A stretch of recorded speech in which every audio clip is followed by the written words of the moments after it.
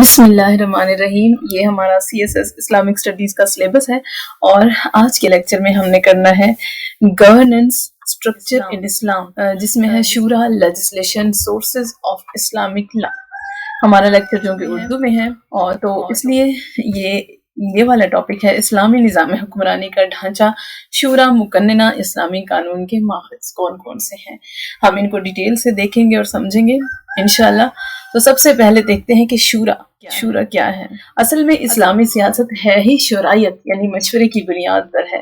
مشورے کو اہل ایمان کی بہترین صفات میں شمار کیا گیا ہے۔ سورہ آل عمران میں اللہ تعالیٰ نے فرمایا وَشَاوِرْهُمْ فِي الْأَمْرِ، اور اے نبی ان سے معاملات میں مشاورت کرو، یعنی ان کو بھی شریک مشورہ رکھو۔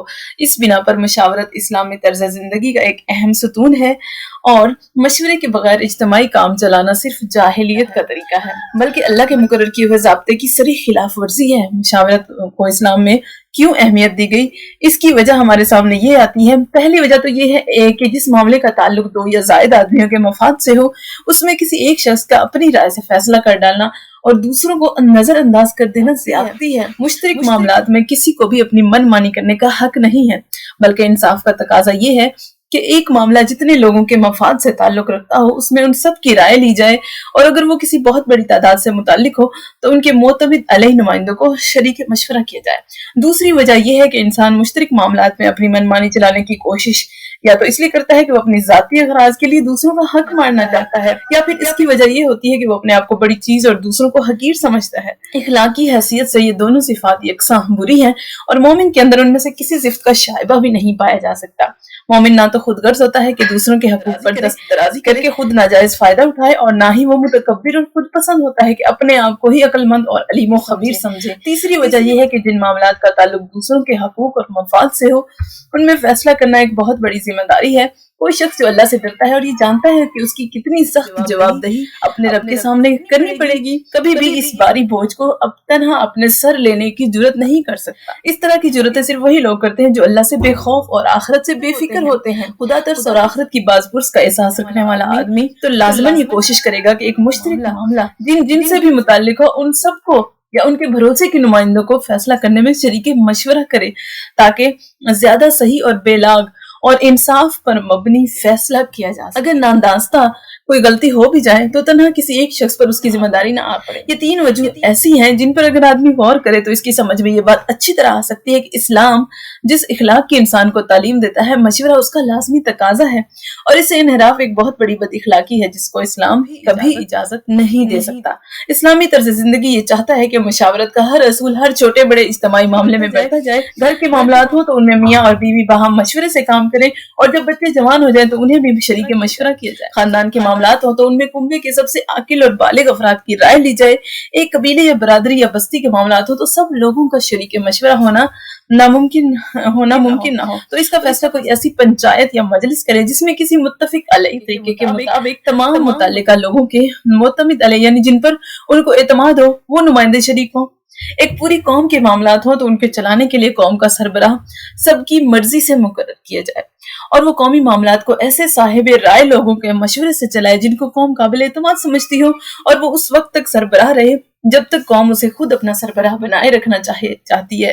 کوئی ایماندار آدمی زبردستی قوم کا سربراہ بننے اور بنے رہنے کی خواہش یا کوشش نہیں کر سکتا، اور نہ ہی یہ فریب کاری کر سکتا ہے کہ پہلے زور کے بل پر قوم کے سر پر زبردستی مسلط ہو جائے اور پھر جبر کے تحت لوگوں کی رضامندی طلب کرے، اور نہ اس طرح کی چالیں چل سکتا ہے کہ اس کو مشورہ دینے کے لیے لوگ اپنی آزاد مرضی سے اپنی پسند کے نمائندے نہیں بلکہ وہ نمائندے منتخب کریں جو اس کی مرضی کے مطابق رائے دینے والے ہوں۔ ایسی ہر خواہش صرف اس نفس میں پیدا ہوتی ہے جو نیت کی خرابی سے ملوث ہو، اور اس خواہش کے ساتھ امرہم شورا بینہم کی ظاہری شکل بنانے اور اس کی حقیقت غائب کر دینے کی کوشش صرف وہی شخص کر سکتا ہے جسے اللہ اور مخلوق کو دھوکہ دینے میں کوئی باک نہ ہو۔ حالانکہ نہ خدا دھوکہ کھا سکتا ہے اور نہ مخلوق اتنی اندھی ہو سکتی ہے کہ کوئی شخص دن کی روشنی میں اعلانیہ ڈاکہ مار رہا اور سچے دل سے یہ سمجھتی رہے کہ وہ ڈاکہ نہیں مار رہا بلکہ لوگوں کی خدمت کر رہا ہے۔ امرہم شورا بینہم، اس کا قاعدہ خود اپنی نوعیت اور فطرت کے لحاظ سے 5 باتوں کا تقاضا کرتا ہے۔ اب دیکھتے ہیں کہ وہ 5 باتیں کون سی ہیں۔ پہلی یہ کہ اجتماعی معاملات جن لوگوں کے حقوق اور مفاد سے تعلق رکھتے ہیں انہیں اظہار رائے کی پوری آزادی حاصل ہو اور وہ اس بات سے پوری طرح باخبر رکھے جائیں کہ ان کے معاملات فی الواقع کس طرح چلائے جا رہے ہیں، اور انہیں اس امر کا بھی پورا حق حاصل ہو کہ اگر وہ اپنے معاملات کی سربراہی میں کوئی غلطی یا خامی یا کوتاہی دیکھیں تو اس پر ٹوک سکیں، اور اصلاح ہوتی نہ دیکھیں تو سربراہ کاروں کو بدل سکیں۔ لوگوں کا منہ بند کر کے اور ان کے ہاتھ پاؤں کس کر اور ان کو بے خبر رکھ کر ان کے اجتماعی معاملات چلانا صریح بددیانتی ہے، جسے کوئی بھی شخص امرہم شورا بینہم کے اصول کی پیروی نہیں مان سکتا۔ دوسرا یہ کہ اجتماعی معاملات کو چلانے کی ذمہ داری جس شخص پر ڈالنی ہو اسے لوگوں کی رضامندی سے مقرر کیا جائے، اور یہ رضامندی ان کی آزادانہ رضامندی ہو، زبردستی نہیں۔ اور ایک قوم کا صحیح سربراہ وہ نہیں ہوتا جو ہر ممکن طریقے سے کوشش کر کے اس کا سربراہ بنے، بلکہ وہ ہوتا ہے جس کو لوگ اپنی خوشی اور پسند سے اپنا سربراہ بنائیں۔ تیسرا یہ کہ سربراہ کو مشورہ دینے کے لیے بھی وہ لوگ مقرر کیے جائیں جن کو قوم کا اعتماد حاصل ہو، اور ظاہر بات ہے کہ ایسے لوگ کبھی صحیح معنی میں حقیقی اعتماد کے حامل قرار نہیں دیے جا سکتے، جو دباؤ ڈال کر یا مال سے خرید کر یا جھوٹ اور مکر سے کام لے کر یا لوگوں کو گمراہ کر کے نمائندگی کا مقام حاصل کریں۔ چوتھا یہ کہ مشورہ دینے والے اپنے علم اور ایمان اور ضمیر کے مطابق رائے دیں، اور اس طرح کے اظہار رائے کی انہیں پوری آزادی حاصل ہو۔ یہ بات جہاں نہ ہو وہاں جہاں مشورہ دینے والے کسی لالچ یا خوف کی بنا پر یا کسی جتھ بندی میں کیے ہونے کی وجہ سے خود اپنے علم اور ضمیر کے خلاف رائے دیں، وہاں در حقیقت خیانت اور غداری ہوگی، نہ کہ امرہم شورا بینہم کی پیروی۔ پانچواں یہ کہ جو مشورہ اہل شورا کے اجماع یعنی اتفاق رائے سے دیا جائے یا جسے جمہور کی تائید حاصل ہو اسے تسلیم کیا جائے، کیونکہ اگر ایک شخص یا ایک ٹولہ سب کی سننے کے بعد اپنی منمانی کرنے کا مختار ہو تو مشاورت کا تو کوئی فائدہ ہی نہیں ہے۔ اللہ تعالیٰ یہ نہیں فرما رہا کہ ان کے معاملات میں ان سے مشورہ لیا جاتا ہے، بلکہ یہ کہہ رہا ہے کہ ان کے معاملات آپس کے مشورے سے چلتے ہیں۔ اس ارشاد کی تعمیل محض مشورہ لے لینے سے نہیں ہو جاتی، بلکہ اس کے لیے ضروری ہے کہ مشاورت میں اجماع یا اکثریت کے ساتھ جو بات طے ہو اس کے مطابق معاملات کو چلایا جائے۔ اسلام کی اصول شورا کی اس توضیح کے ساتھ یہ بنیادی بات بھی نگاہ میں رہنی چاہیے کہ یہ شورا مسلمانوں کے معاملات کو چلانے میں مطلق العنان اور مختار کل نہیں ہے، بلکہ لازماً اس دین کی حدود سے محدود ہے جو اللہ نے خود اپنی تشریع سے مقرر فرمایا ہے، اور اس اصل اصول کی پابند ہے کہ تمہارے درمیان جس معاملے میں بھی اختلاف ہو اس کا فیصلہ کرنا اللہ کا کام ہے، اور تمہارے درمیان جو نزاع بھی ہو اس میں اللہ اور رسول کی طرف رجوع کرو۔ اس قاعدے کلیے کے لحاظ سے مسلمان شرعی معاملات میں اس امر پر تو مشورہ کر سکتے ہیں کہ کس نص کا صحیح مفہوم کیا ہے اور اس پر عمل درآمد کس طریقے سے کیا جائے تاکہ اس کا منشا ٹھیک طور پر پورا ہو، لیکن اس غرض سے کوئی مشورہ نہ کر سکتے ہیں کہ جس معاملے کا فیصلہ اللہ اور اس کے رسول نے کر دیا ہو اس میں وہ خود کوئی آزادانہ فیصلہ کریں۔ اسلامی سیاست کا ایک اہم باب اس کا شورائے نظام ہے۔ سیاسیات جو ہے وہ اسلام کی معراج اور تکمیل شرعیت کے بغیر ناممکن ہے۔ شورائے نظام کو خارج کر دینے کے بعد اسلامی سیاست ایک تن بے روح یعنی وہ جسم جس میں روح نہیں اور ایک ایسا پھول جس میں خوشبو نہیں اس کی حیثیت اختیار کر لیتی ہے۔ اسلام نے اپنی تمام تعلیمات کی طرح اس اہم پہلو کو بھی غیر مبہم اور صاف و صریح الفاظ میں واضح کر دیا تھا کہ جس کے بعد اس مسئلہ میں کسی تردد اور اختلاف کی گنجائش نہیں پیدا ہونی چاہیے، لیکن دور حاضر کی آج کی فکر نے اس واضح اور روشن مسئلے کو بھی پیچیدگی اور الجھاؤں میں ڈال دیا ہے۔ اس لیے ضرورت اس بات کی ہے کہ مسئلے کے تمام گوشوں پر تفصیلی نظر ڈالی جائے تاکہ ایک آدمی کے ذہن میں کوئی ابہام اور غلط فہمی باقی نہ رہے۔ جو لوگ کسی بھی صورت سے اسلام کی شرائط کو تسلیم کرتے ہیں ان کی 3 قسمیں ہو سکتی ہیں، اور اس وقت ان تینوں ہی فکر و خیال کے مختلف طریقوں سے ترجمانی کی جا رہی ہے۔ پہلے امیر اور آمریت، ان میں سے ایک خیال تو وہ ہے جسے بعض ارباب قلم نے ایک عرصے سے پیش کرنا شروع کیا ہے کہ اسلامی مملکت کا صدر اپنے اختیارات و تصرفات کے لحاظ سے قریب ایک ڈکٹیٹر کے مقام پر متمکن ہو جاتا ہے۔ اسلام نے اس پر جو کچھ حدود و قیود عائد کیے ہیں وہ اس قدر ادھورے اور ناقص ہیں کہ صدر ریاست ہوس کی اتباع میں ہر طرح کی بدعنوانیوں کے لیے راہ نکال سکتا ہے۔ اسلام صدر ریاست سے جو کچھ مطالبات کرتا ہے وہ بلا جمال یہ ہیں کہ امیر اساسات دین کی خلاف ورزی نہ کرے، معروف کو فروغ دے اور منکر کو ختم کرے۔ اس کے علاوہ مملکت کے کاموں میں اہل الرائے حضرات سے مشورہ کرے، لیکن اسلام امیر ریاست کو شورا کے فیصلوں کا پابند نہیں کرتا۔ اگر امیر مملکت ارباب شورا سے مشورہ کیے بغیر یا پھر ان کے مقننہ فیصلہ کے اس کے علاوہ بھی کوئی اقدام کر جائے تو اسلام کے آئین سلطنت میں اس کے اس اقدام پر قدغن لگانے والی کوئی دفعہ موجود نہیں ہے، اور اگر وہ شورا کے فیصلے کو خود کو پابند کر لے تو یہ اس کا کرم اور احسان ہوگا۔ اسی طرح اگر کوئی صدر حدود اسلامی کی پامال کرنے لگتا ہے اور اس کی بنیادوں کو متزلزل بھی کرتا ہے، تو افراد مملکت کے پاس صدر کو اس کی غلط روی سے باز رکھنے کا سامان نہیں ہے، کیونکہ اسلام نے اصلاح کے ہر اقدام پر فتنہ کا خوف و ہراس پیدا کر کے عوام کو بے دست و پا بنا دیا ہے۔ جب عوام کو اپنے اختیارات سے عملاً بالکل اپاہج اور عزو معطل کر دیے جائے تو صدر سے ان کے اعمال کی باز پرس کون کر سکتا ہے؟ دوسرا، امیر کا تعطل۔ اس کے بالکل برعکس اور متضاد ایک دوسری رائے ہے جس کے لحاظ سے ریاست کے ہر جزوی اور کلی معاملے میں فیصلہ کن طاقت شورا کی ہے، اور امیر شورا کے مشورے کا بالکل پابند ہے۔ وہ شورا کے فیصلوں سے ذرا بھر تجاوز کرنے کا مجاز نہیں ہے۔ اگر کسی وقت امیر اس قسم کا اقدام کر جائے تو شورا کو اس کی برطرفی کا مکمل اختیار ہوگا۔ تیسری رائے یہ ہے کہ امیر تمام اساسی امور میں نمائندگان قوم کی رائے کا پابند ہے، اور اسے یہ حق نہیں ہے کہ ملک کے بنیادی اور فیصلہ کن معاملات کو ارباب حل و عقد سے مشورہ لیے بغیر طے کر دے۔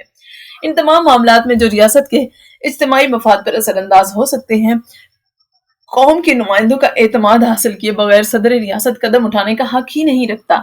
اگر کوئی امیر اس کی خلاف ورزی کرتا ہے تو ارباب بست و کشا کو یہ حق ہے کہ وہ امیر کو معزول کر دیں۔ باقی رہے روزمرہ کے امور، تو ان میں امیر کو مسائل متعلقہ میں بصیرت اور ورک رکھنے والوں سے مشورہ کرنا چاہیے، لیکن وہ ان مشیروں کی رائے کا پابند نہیں ہے۔ مختلف آراء میں سے کسی ایک رائے کے انتخاب اور اس پر عمل کا اسے حق ہے، اور مشیروں کا یہ طبقہ ضروری نہیں ہے کہ قوم کے نمائندوں ہی پر مشتمل ہو، بلکہ اس کے لیے صرف روزمرہ کے پیش آنے والے مسائل میں فہم و بصیرت سے بہرہ مند ہونا کافی ہے۔ یہی تیسری رائے ہماری دانست میں کتاب سنت کے موافق اور اس سے قریب تر ہے، اس لیے ہمیں سب سے پہلے قرآن مجید کی طرف رجوع کرنا پڑے گا، جس کا ہر قول قطعی اور ہر فیصلہ محکم اور غیر متبدل ہے۔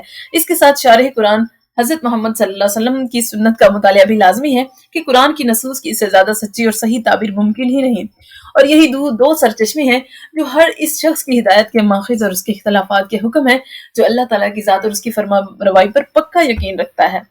اس کے بعد ہمیں خالص تاریخی نقطہ نظر سے اس امر کا بھی جائزہ لینا ہے کہ نبی کریم صلی اللہ علیہ وسلم اور آپ کے خلفائے صادقین نے اجتماعی معاملات کو حل کرنے کی کیا صورت اختیار کی تھی۔ اگر کسی کی تعلیمات کی ایک سے زائد توجیہات ممکن ہے، لیکن اس کا عمل کسی ایک توجیہ کے حق میں مہر توثیق ثبت کر دیتا ہے، تو پھر کسی کو اختیار نہیں رہتا کہ اس کے الفاظ و تعبیرات کو کوئی خود تراشیدہ جامہ پہنائے۔ اسلام کی عمومیت کیا ہے؟ نقص مسئلے کا اس حقیقی خد و خالی میں مطالعہ کرنے کے لیے ضروری ہے کہ ایک اہم حقیقت ذہن نشین کر لی جائے، اور وہ ہے اسلام کی آفاقیت اور ہماگیری۔ اس کی دعوت کے عموم میں نوع انسانی کا ہر وہ فرد شامل ہے جو اس پھل کے نیلگوں کے زیر سایہ رہتا ہے۔ کسی انسان کو یہ حق نہیں ہے کہ اس کی پکار سے انحراف کرے۔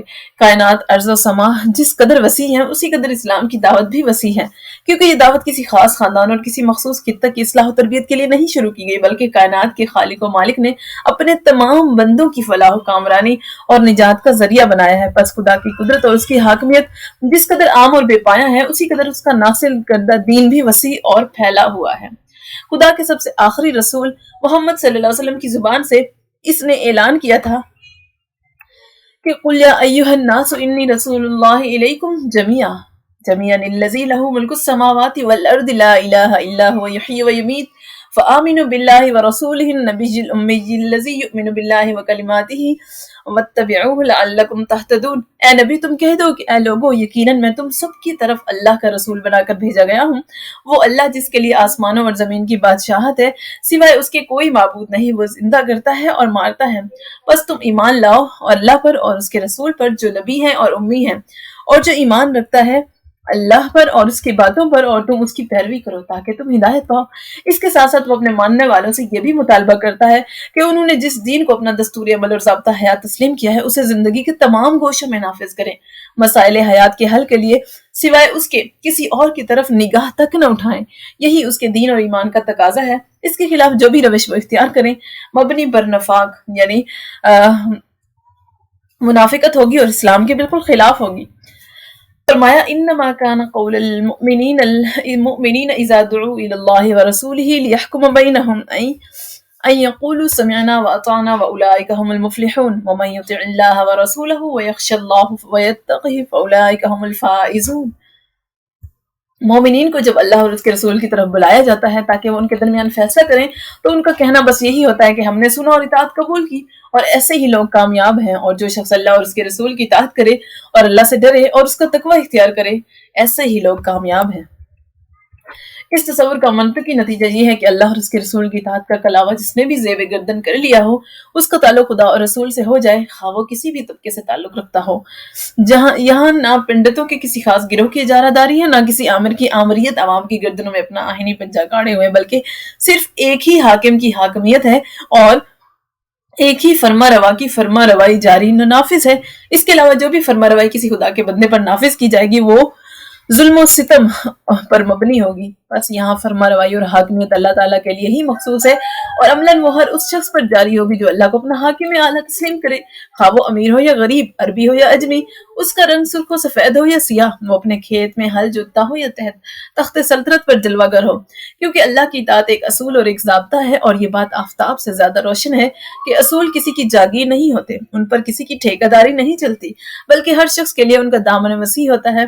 اصول کا فطری تقاضا یہ ہوتا ہے کہ اگر ایک خانہ بدوش صحرائی یا آپ کے جوتے گانٹھے والا ایک موچی بھی انہیں اپنائے تو اسے سرداران قوم کے دوش بدوش جگہ ملنی چاہیے، اور اگر وہ دینی فداکاروں اور قربانیوں سے اصول کا سب سے زیادہ محافظ اور پاسبان ثابت ہو اور میدان عمل میں دوسروں سے آگے ہو تو رہنمائی کا علم تھامنے سے بھی اس کی راہ میں کوئی چیز مانع نہیں ہو سکتی۔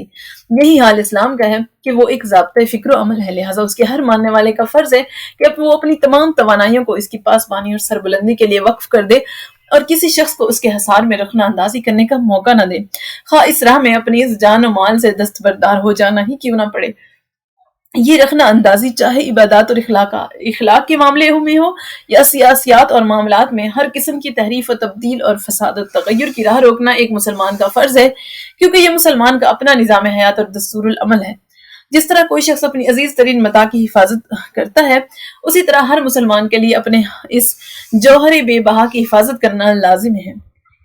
یہی اصولی فرق ایک شخصی اور جمہوری ریاست میں ہوتا ہے۔ شخصی حکومت سر ایک شخص کے فکر و خیال اور جذبات و میلانات کی تابع ہوتی ہے، اس کی فلاح و خسران اور کامیابی و ناکامی سے عوام کو کوئی سروکار نہیں ہوتا۔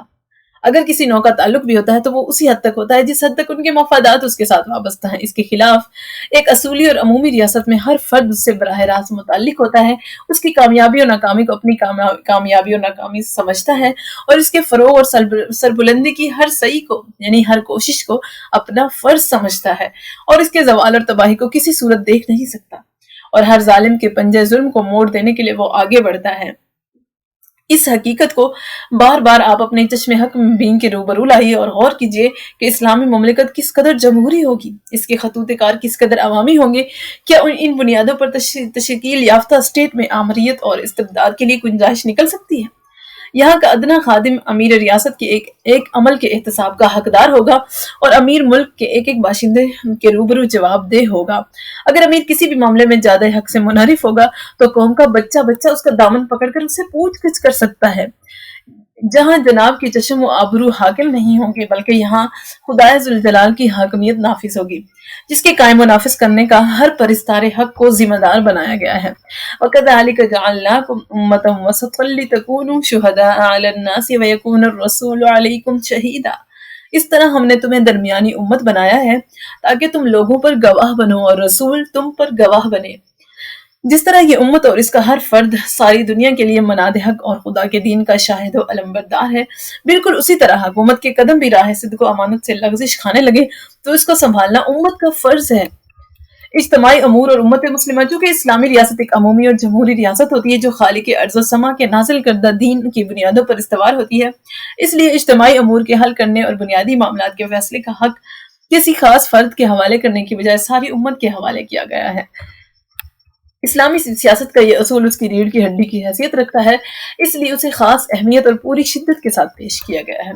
سورہ شورى جو کہ ایک مکی صورت ہے اور جس میں خالص اصولی ہدایات کی تفصیل بیان کی گئی ہے، اس صورت میں ایک مقام پر ان مومنین و صادقین کی تعریف کی گئی ہے جن کے لیے آخرت کی کامیابی مقدر ہو چکی ہے۔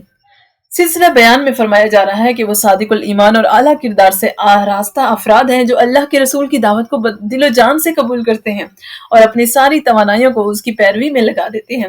اس وصف کو بیان کرنے کے بعد ارشاد ہوا کہ یہ لوگ نماز قائم کرتے ہیں، یعنی ان کا تعلق اپنے آقا کے ساتھ پائیدار اور محکم ہوتا ہے، اور ان کی دوسری نمایاں ترین صفت یہ ہے کہ وَأَمْرُهُمْ شُورَىٰ بَيْنَهُمْ، اور ان کے معاملات باہمی مشورے سے طے پاتے ہیں۔ علامہ ابو بکر حساس حنفی فرماتے ہیں کہ ایمان و اقامت صلاۃ کے ساتھ شورا کا تذکرہ اس کی جلالت شان پر دلالت کرتا ہے اور ساتھ ہی اس حقیقت کا اعلان کرتا ہے کہ امت مسلمہ مشورہ کرنے پر مامور اور اس کی پابند ہے۔ قرآن کا ایک عام طرز یہ ہے کہ وہ نماز کے ساتھ فوراً زکوٰۃ یا انفاق کا تذکرہ کرتا ہے، اور اس سے مقصود حقوق اللہ اور حقوق العباد دونوں کی ایک سی اہمیت اور ان کی غیر منفک حیثیت کو نمایاں کرنا ہوتا ہے۔ لیکن سورہ شورا کی اس آیت میں انفاق سے پہلے شورا کا ذکر کیا گیا تاکہ یہ واضح ہو جائے کہ شورا کے اصول کو نظر انداز کر دینے کے بعد حقوق العباد کا تحفظ ناممکن ہے، اور کوئی ریاست اس جوہر کے بغیر عدل و انصاف کی پاسنگ کو باقی نہیں رکھ سکتی۔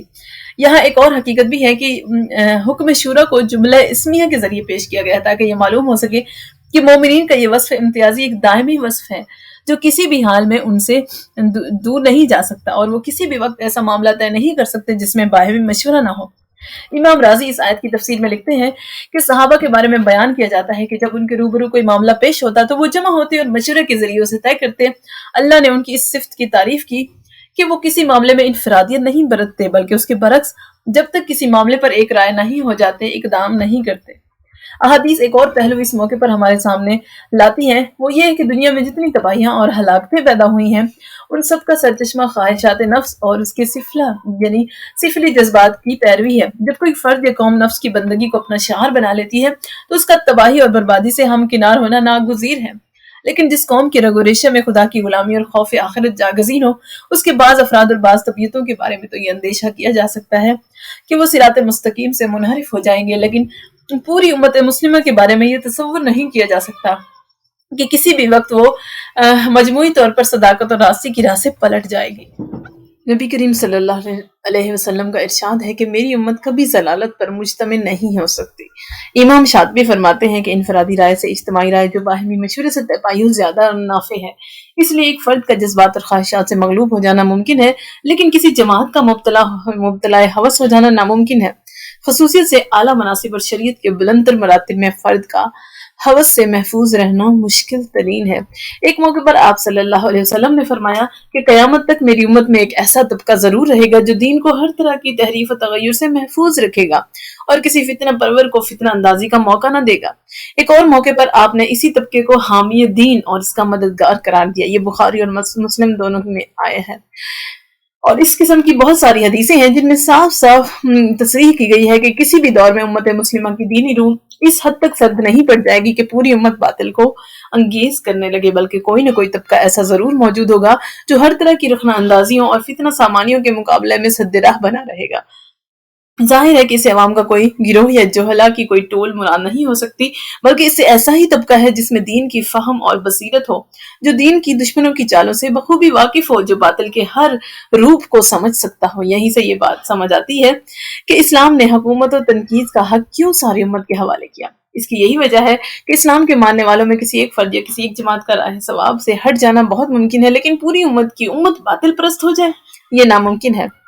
شورا کی ترغیب کیا ہے کہ ان مقاصد کے پیش نظر اور جمہوریت کی روح قائم رکھنے کے لیے شریعت نے پہلے ہی قدم پر انسان کے اندر باہمی مشورے سے کام کرنے کا اشتیاق پیدا کیا تاکہ دل کی گہرائیوں اور فکر و خیال کی پہنائیوں سے میں شرائط کی روح جاری و ساری ہو جائے اور اس کے ہر کام میں اجتماعیت کی جلوہ گری ہوتی رہے اور انفرادیت و استبداد سے آدمی بالتبان نفرت کرنے لگے۔ اسلام جس اجتماعی زندگی کو پیدا کرنا چاہتا ہے اور اپنے ماننے والوں میں جس قسم کے اتحاد و الفت کی کار فرمائی دیکھنا چاہتا ہے، اس کے لیے ناگزیر تھا کہ وہ شورا پر پورا زور صرف کرتا۔ اخوت و الفت اور محبت و رافت کے نازک ترین رشتے پر جو چیز کینچی چلاتی ہے وہ آدمی کی انفرادیت اور استبداد ہے۔ جب ایک آدمی یہ محسوس کرنے لگتا ہے کہ دوسرا اس کے حقوق کی پامالی کر رہا ہے اور اس کی انا اور خودداری کو مسلنے کی کوشش کر رہا ہے تو یک لخت اس کی رگ حمیت و غیرت جاگ اٹھتی ہے اور اپنے آپ سے اہانت و ذلت کا داغ دھونے کے لیے وہ ہر بندش کو پارا پارا کر دینے کے لیے آمادہ ہو جاتا ہے۔ لیکن جب معاشرے کے افراد کے درمیان یہ تصور عام ہو جائے کہ یہاں کسی کی کسی پر حکمرانی نہیں ہے، یہاں شاہ و گدا، خادم و مخدوم سب ایک صف میں کھڑے ہیں اور یہ معاشرہ الفت و محبت کے پائندہ اصولوں پر استوار ہے اور ہماری مرضی کے خلاف کوئی کام نہیں ہو سکتا، تو یہ یقینی ہے کہ کوئی بدامنی کا دروازہ خود بخود بند ہو جائے اور امت کا شیرازہ محکم سے محکم تر ہونے لگے۔ آپ صلی اللہ علیہ وسلم کا ارشاد گرامی ہے کہ ایمان کے بعد سب سے بڑی عقل مندی لوگوں سے محبت ہے اور آدمی مشورے سے بے نیاز نہیں ہو سکتا۔ ایک اور موقع پر آپ صلی اللہ علیہ وسلم نے خلیفہ کو اپنے لیے اچھے مشیر چننے کی ترغیب دی۔ فرمایا اللہ تعالیٰ جب کوئی نبی بھیجتا ہے یا کسی کو خلیفہ بناتا ہے تو اس کے دو قسم کے رازدار ہوتے ہیں۔ کچھ تو وہ ہوتے ہیں جو اسے بھلائی کا حکم دیتے ہیں اور اس پر آمادہ کرتے ہیں، اور کچھ برائی کا حکم دینے والے اور اس پر اکسانے والے ہوتے ہیں۔ اللہ تعالیٰ جس کو ان برے مشیروں سے محفوظ کر لے اسی کو محفوظ سمجھنا چاہیے۔ شورا کے بے شمار فوائد اور اس کے ناقابل تصور نتائج کو آپ نے ان الفاظ میں سمیٹ کر رکھ دیا ہے۔ فرمایا مشورہ کرنا شرمندگی سے محفوظ رہنے کا ایک قلعہ ہے اور ملامت سے بچنے کی ایک امان گاہ ہے۔ فرمایا وہ آدمی ناکام نہیں ہوا جس نے استخارہ کیا، اور اس شخص کو شرمندگی اٹھانی نہیں پڑے گی جس نے مشورے سے کام کیا۔ ایک اور حدیث میں آپ نے امت کو یہ تعلیم دی کہ اپنے کاموں میں باہمی مشورے سے مدد حاصل کرو۔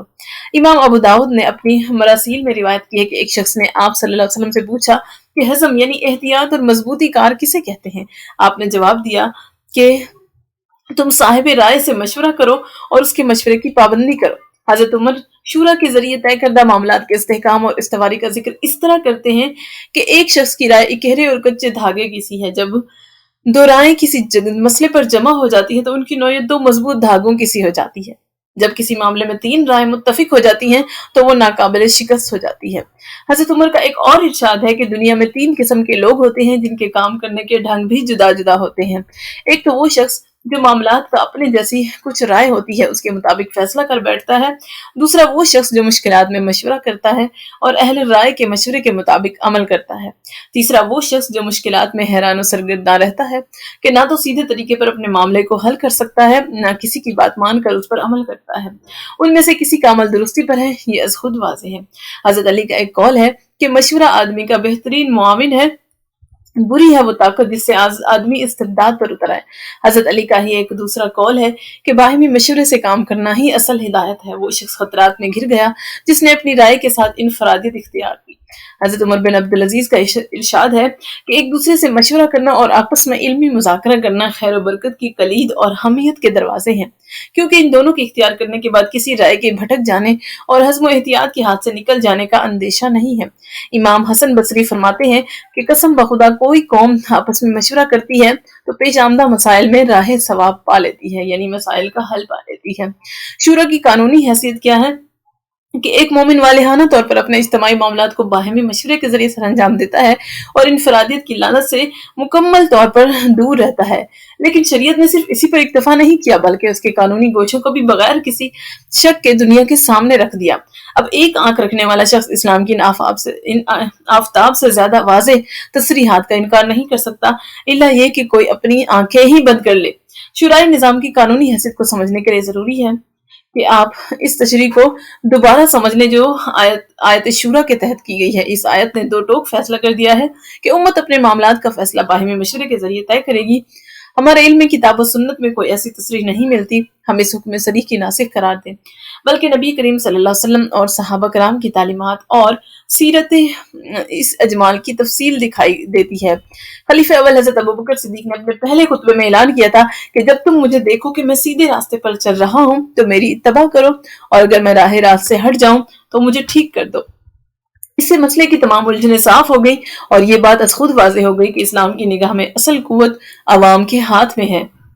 وہ جب تک یہ محسوس کریں گے کہ ہمارا رہنما ہماری صحیح قیادت کر رہا ہے اس وقت تک اس کے دست و بازو بنے رہیں گے، لیکن جس وقت ان کی آنکھیں دیکھنے لگیں گی کہ اب قیادت بجائے کعبے کے ترکستان کی طرف لے جا رہی ہے تو اقتدار کی کنجیاں ان کے ہاتھ سے چھین لیں گے۔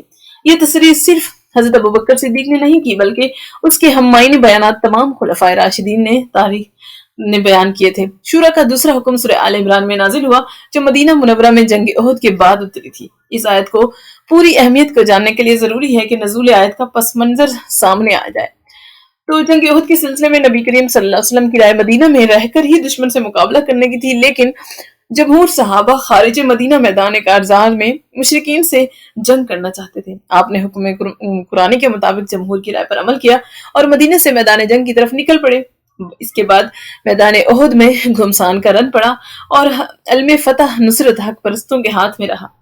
اس بعض جانثاروں کی غلط فہمی سے جنگ کا پاسا پلٹ گیا اور جیتا ہوا میدان ہاتھ سے نکل گیا۔ یہ ایک ایسا نازک موقع تھا جبکہ بہت ممکن تھا کہ جمہور کی فکر و رائے کی عظمت کچھ کمتر ہو جاتی اور ان کی رائے اور مشورہ کی قدر و قیمت ایک گنا کم ہو جاتی۔ فوراً ارشاد خداوندی نے توجہ دلائی کہ فاعف عنہم واستغفر لہم وشاورہم فی الامر فاذا عزمت فتوکل علی اللہ۔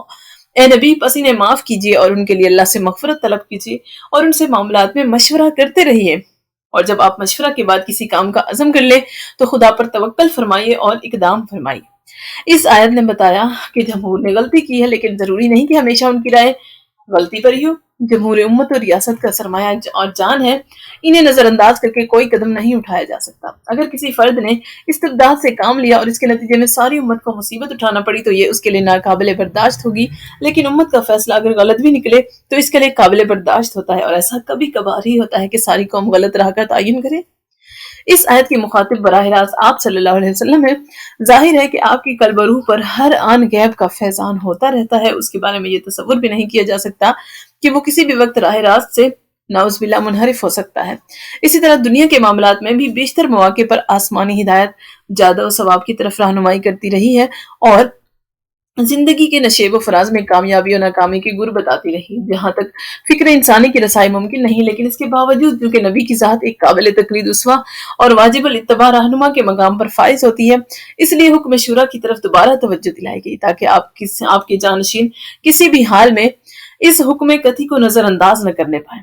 حضرت حسن بصری نے اس آیت کو بحث کرتے ہوئے لکھا ہے کہ خدا کو معلوم تھا کہ نبی صحابہ کے مشورے کا محتاج نہیں ہے، لیکن اس کے باوجود مشورے کا حکم دیا گیا تاکہ امت اسوہ حسنہ پر چلتے ہوئے اپنے معاملات کو اسی نہج پر حل کرے۔